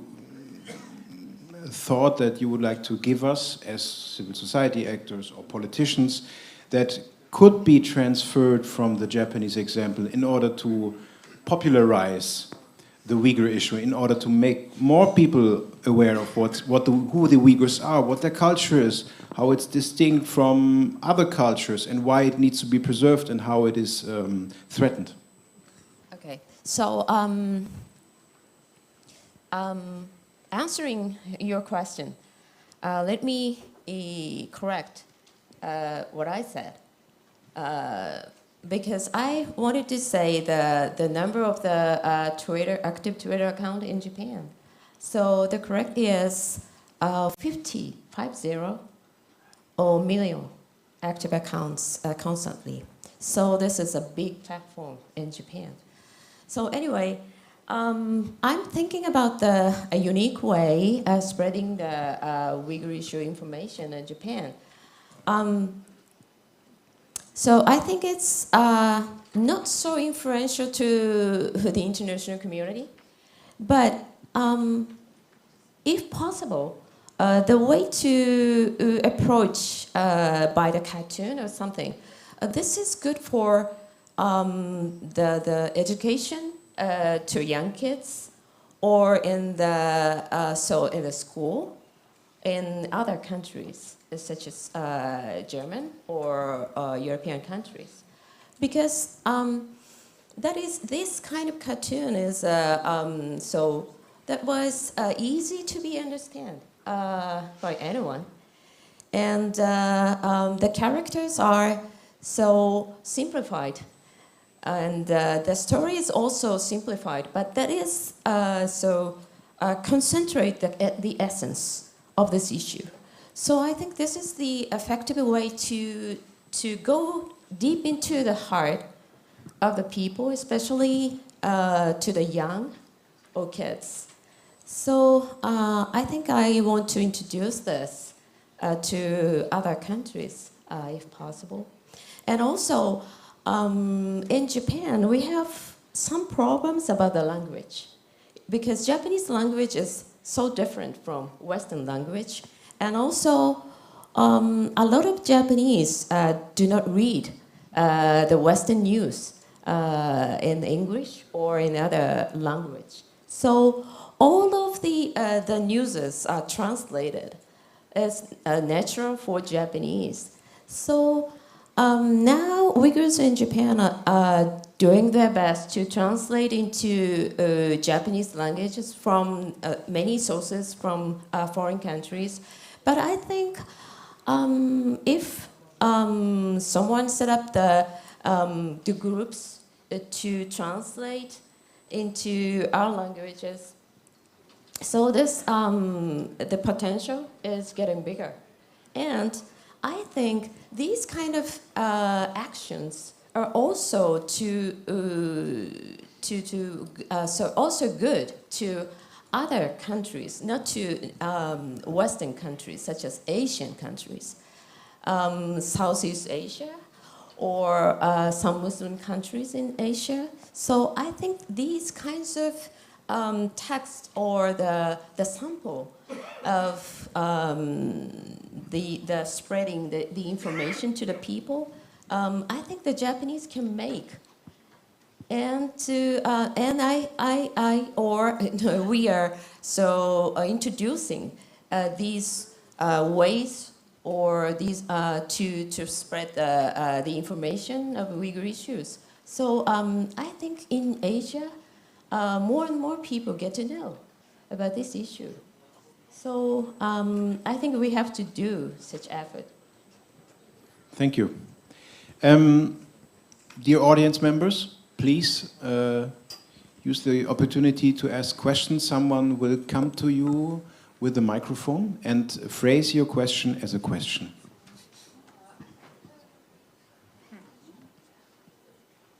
One? Okay. I have two questions. My first question is related to media.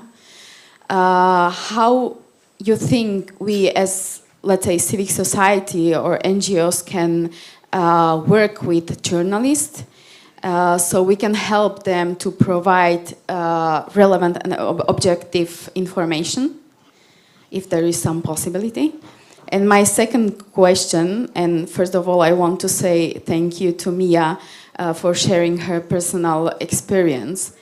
And I was just thinking about the question related to this, because what I'm thinking about is where is the point where you can change just to being concerned of a people for a real action. I'm talking about civic society. So what do you think it's the point where it could change? Thank you. Would like, maybe Mia, I got the impression that the second question is addressed to you. Maybe you would like to start? Yeah, thank you. I think it's by having a healthy balance between the motivation, and it could be driven by personal experience, it could be driven because you're a compassionate person or you share the values, but with it, looking for the opportunities for action. So I'm going to promote my own organization, but as a Jewish human rights organization, that is what we do. We combine the experience, the compassion, the ability to sympathize with concrete opportunities for action. So we translate it in a way, in a language and in a framing that motivates others to act. And I hope that what I explained about how we mobilize the Jewish community in the UK is enough proof, because that is exactly what we did. We provided the framing, we provided the opportunities to listen, to hear, to engage, to go and stand outside the Chinese embassy in London once a week with the right messaging.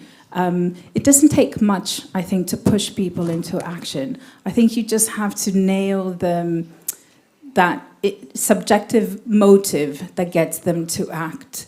And once you do that, that's where you combine the professionalism.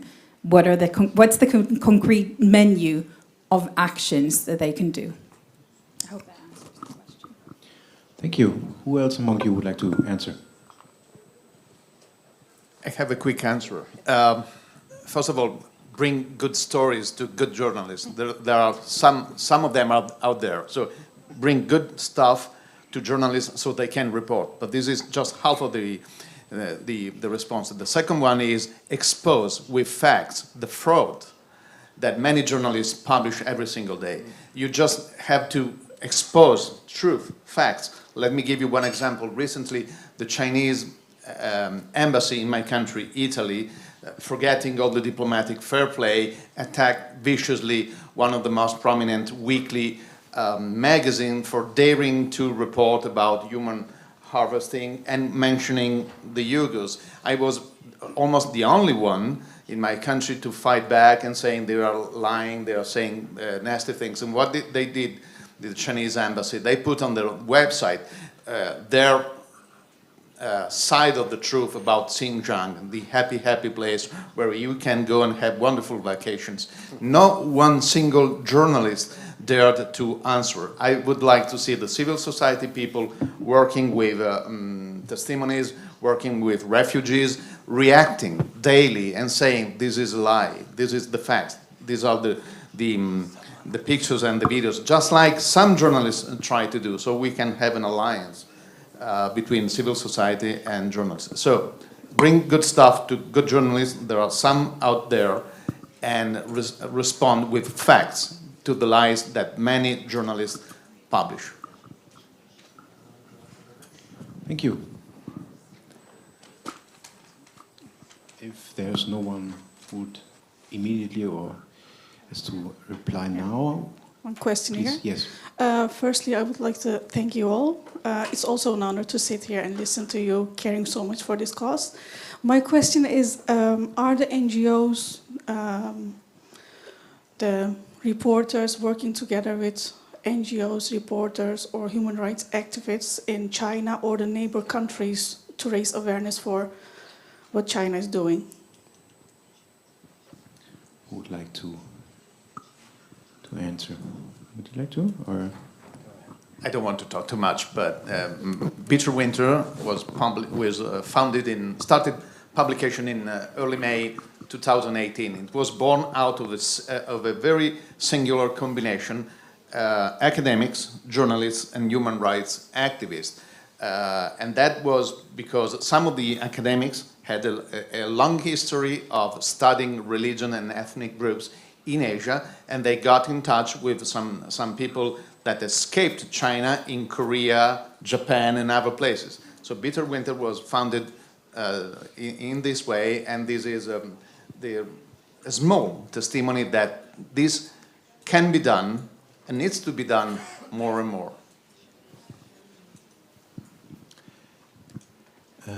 Next, yes, please. Next one. So my question is, do you have any concrete ideas or hints, especially for journalists who are afraid to talk about these issues or to write about these issues, especially what is happening in China and the genocide of the Uyghur people?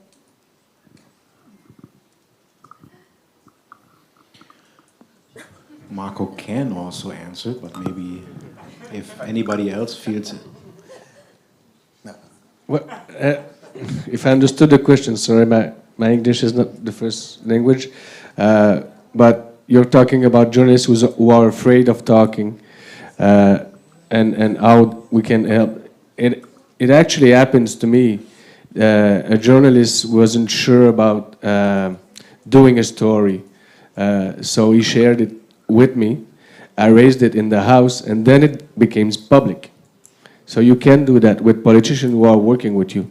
You can give us stuff, we can make it public, and then it becomes a news that journalists can use.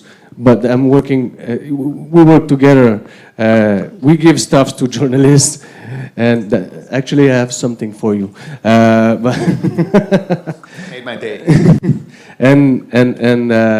And they give stuff to us, so we can work together, and NGOs do the same with politicians. It's like a miracle triangle. Let's say that one. Miracle triangle just came up. Thank you. That's a great term. Marco, do you also want to respond? Because you seem to want to. Well, no. I just want to say, well, in the West, being afraid of, as journalists, being afraid of China is ridiculous. I mean, there are so many. I belong to so many professional guilds that protect us. So I mean, if some journalists in the West says they're afraid, I mean, come on, you can be. I mean, you are the people who suffer. You have relatives there. You have families. We are lazy, fat people sitting there and do nothing. So don't take that. I mean, at least from Western journalists. And this is totally unorthodox. But I have a question for one of the panelists, maybe at the end. I would like to ask our good friend Mia. Recently, I was on a webinar in Italy with a good friend, a like-minded friend. We were defending Tibetans and Uyghurs from the bias and persecution of the CCP. And I was dealing with the genocide, or risk of genocide that the Uyghur people are facing. And he told me, I mean, again, this is a good friend, he's on our side. He told me, I would not use that terrible word because it can scare people and ruin our cause. And this is especially true for our good friends in the Jewish community who can be very much sensitive. And, you got the question. I would like to hear it. I have an answer, but I would like to hear it from you. I suspect we share an answer. Don't be afraid. No one has exclusivity on the experience of genocide. It's just named differently. So the Jewish genocide is named Holocaust. And it could be, and if the Uyghur genocide is allowed to continue, there will be a word that's invented to describe the Uyghur genocide. And there could be that there will in time be a word to describe, invented to describe the Rwanda genocide. No one has exclusivity. But what we do have in common is either we can share experiences or we share values. So if we are on the victim side, it's really easy to say, I know exactly what you're talking about. And you don't have to name it genocide. You call it my story, your story. It doesn't always have to be framed within the genocide framework. And if it's not the same story, then it's actually I share the same values. I believe in fairness. I believe in humanity. I believe in dignity. So, don't be afraid. No one has exclusivity. It was an issue in the Jewish community in the UK. Some didn't like calling it genocide. Didn't deter us. And I think if you do it properly and message properly, and framing is so important. And I think that's, the question on the journalist, sorry for interjecting. If a journalist is afraid to speak out, find the ally that can speak out, the celebrity, the faith leader, the imam, the rabbi, the priest, the woman who's a famous chef in the country. It doesn't matter. It's all a matter of how you frame things and who you use to communicate what you want to say. Have I answered your question, Marco? Of course, and I thank you. Other questions, please, from Gulbar Jalilova.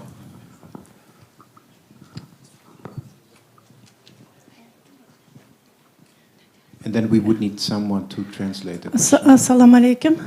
Men hammalar meshada o'tag'anlarga savol qo'yay degan birinchi savolim. Men Qozog'iston vatandaşı. Mening hech qanday gunohim yo'q. Men tijorat bilan bo'lgan. Hech qanday tuqqanlarim yo'q.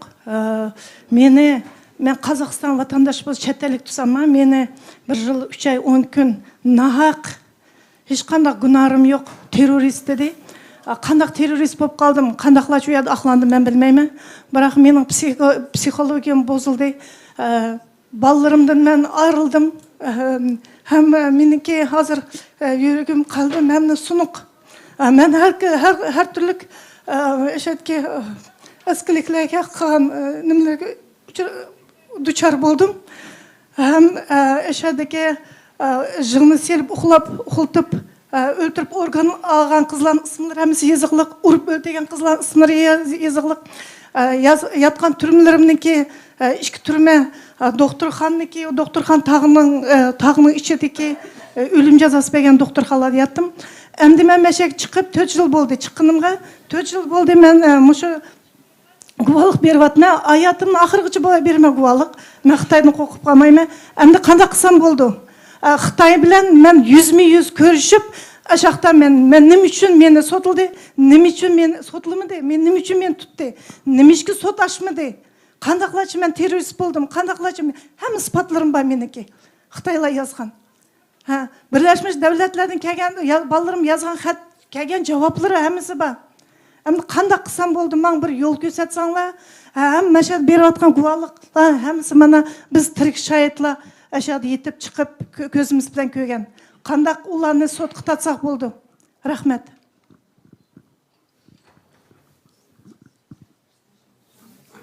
Thank you. Do we have someone to translate this question or the statement? Translate or summarize.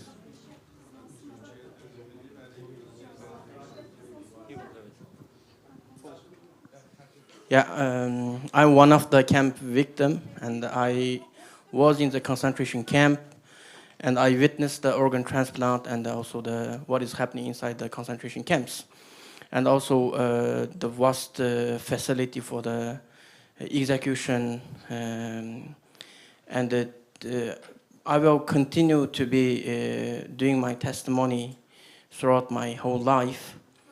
And until now, it's been 4 years that I am doing my activity in European countries. But even if I need to confront China in the future to ask about why I am imprisoned and what is the reason that I am taken to the concentration camp, and do you have any recommendation for me that I can on my way to search for justice and bring China to justice in my future activism? Yeah, I have all the evidence and related evidence, and also the response from the United Nations and also other organizations in my hand to do my activism. This is the response from different organizations.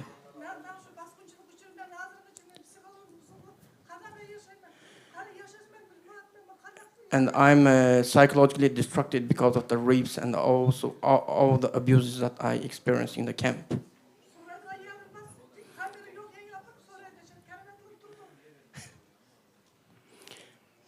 Yeah, that's my question. And it's open for everyone, yeah. Yes, I know it's very difficult, but maybe Alexis, you could start. Well, we know each other. You did a testimony at the subcommittee. It actually, you did an incredible work, and because of that, we end up with the report, and because of that, Canada recognized the genocide. So, I mean, what you did at the subcommittee as the testimony It touches all the heart of all the people who heard it, and I think there is some journalist who came up with your story. I read it, so I think you are actually doing your work as a victim as more than anybody, and I mean, nobody maybe in this room would be able to do what you are doing, what you lived. So. I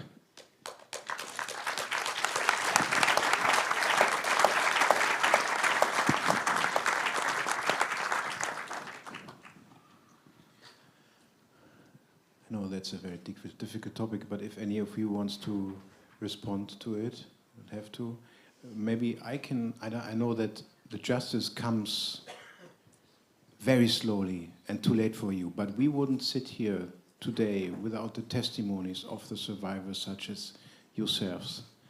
And I know there haven't been enough sanctions, there haven't been enough laws against Uyghur forced labor and all these things. I know that all these things, they work too slowly, especially for you, who've been the victims of this terrible regime. But the only thing that all of us, if I can talk of us, politicians, businessmen like Nick Vetch, people from members of parliament, academics, charity groups, human rights organizations, we can only continue to work on these topics, of course, journalists as well, in order to make sure that more people know about the terrible crimes that are committed every day in East Turkestan. And it will not give you much solace that all these things take a long time, and the regime in Beijing is very powerful. We have seen it. We've been given many examples today. But I think all we can do is to continue and also think about how we can further unite our efforts, further unite our capacities, and make sure that Alexis and the other speaker from this parliament, I forgot his name, I'm sorry, yeah, Sammy, will continue to be informed about what's going on. And they are agents for change, and human rights groups are agents for change, and it's too slow. And the opponent, Chinese regime, is extremely powerful. But still, in the next February or March session, I hope that the resolution on a debate on the situation in East Turkestan might be or will be tabled again. And as Kelly Curry explained to us today, the UN it's broken, it's slightly broken, however you phrase it, and still we need to use all the forums that that are available to us in order to increase pressure on the public and educate the public and put pressure on politicians and companies. I mean, I think that's one of the big things that we all can think on, whether we should focus more on it. Getting into the business of suing businesses, such as Volkswagen, with their plant in Urumqi, doing their business, even though Volkswagen has a terrible history within the Nazi crime system. So I know that's not a sufficient answer, and if any of you would like to comment, or anybody within the audience would like to comment.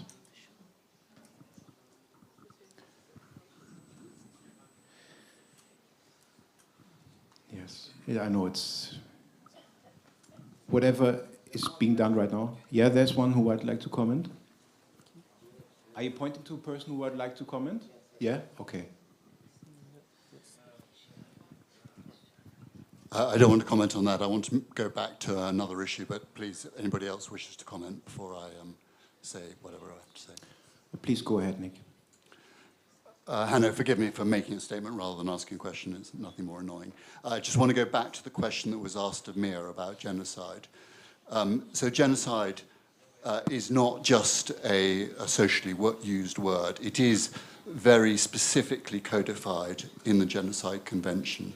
And we on the Uyghur Tribunal considered all the facts and applied the law to it. And it is incontrovertibly genocide as defined in the treaty. So the Uyghurs do not need permission to use it. It is, as defined in the law, that is that. Thank you.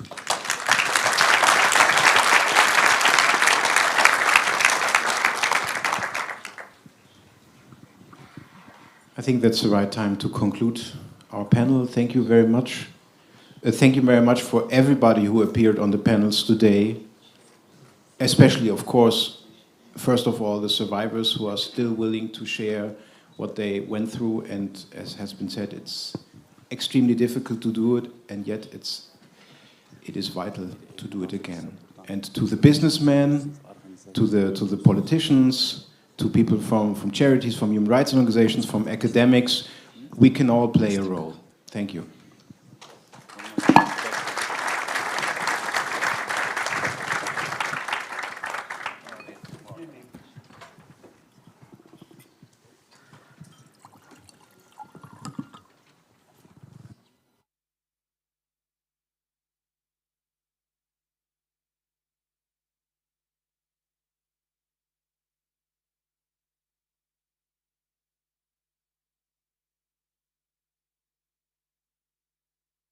This takes us to the end of today's session. I think this panel was tremendous, lots of fantastic contributions. Also, I think we were all touched by the contribution by the camp survivor. I think we all were in tears and speechless. And I think that's probably one of the strongest methods of bringing this, raising awareness to the public. And I think we all play a role in amplifying the message of, especially by the camp survivors. The media can play its role, politicians, business people. We heard it today. I mean, we heard what can be learned out of previous activisms by other NGOs. For example, Hasene hosted the Rohingya conference a few years back, and there was quite a lot of learning from that. We heard about that today. We heard about that genocide is not an exclusive term. It can be used by other people who are suffering, unfortunately, genocide. I think it was a very powerful panel. We learned a lot, and I would like to thank all of the panelists for their fantastic contributions. I have a few announcements to make, so please just bear with me. We will have dinner at 6:30. There will be 2 transfers to the Ibis Hotel. So those who stay in the Ibis Hotel, there will be a transfer at, sorry, 1 second, because the timings just changed. At 8:30 and at 9:30. Also tomorrow, as you know, we have the workshops. So you all have been provided with which workshop you will be taking part. I will just shortly announce the titles of the workshops and where they will take place. So tomorrow morning at 9 o'clock, we will have the interactive dialogue legal response led by Michael van Wald van Braak and by Abdurrashid Emin Hanje. That panel will take place in salon number 1, which is downstairs. Then we have the interactive dialogue political response. That will be led by Lucia Parucci and Rayur Kurban. That again is downstairs in salon number 2. Then we have the third workshop, which is the interactive dialogue civil society and media response, led by Benedict Rogers and Yuseyre Nur Yilmaz. Actually, this workshop will take place here in the place where we are right now. It's all in the salon number 1 and 2 are signposted downstairs. So if you can't remember, there will be signs which will announce the title of the workshops in the respective rooms. Those who stay in the Ibis Hotel, we would like to ask those of you to check out before you come to the Crown Plaza tomorrow morning. Breakfast will be at between 7 and 8:30. 1 second, too many messages. 1 second. The buses for Ibis Hotel coming tomorrow morning, what time will they leave from Ibis Hotel? Does anyone know? 8:30 in the morning. bus will leave from Ibis to take you here. So please do the checkout beforehand. Those who stay in the Crown Plaza, you can do the checkout slightly later as well, but maybe it's easier if you do it in the morning so you don't have to rush out during the breaks. The workshops will start at 9 o'clock. We'll conclude at 10:30. There will be a half an hour break in between. Then we will do the presentation of the findings between 11 and 12, and we will then conclude the International Uyghur Forum tomorrow at 12 o'clock. Finally, I would like to do a very short announcement as well. Zara Mohammed, the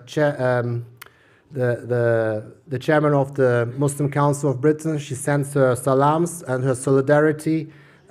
As you know, I'm the chairman of the International Affairs Committee at MCB, so she texted me and she said she would have liked to be here as well. She sends her solidarity. We will support as MCB as much as we can the plight of the Uyghurs in the UK as well. And so thank you very much again for taking part today, and see you hopefully tomorrow and also tonight over lunch. Assalamu alaikum. Thank you.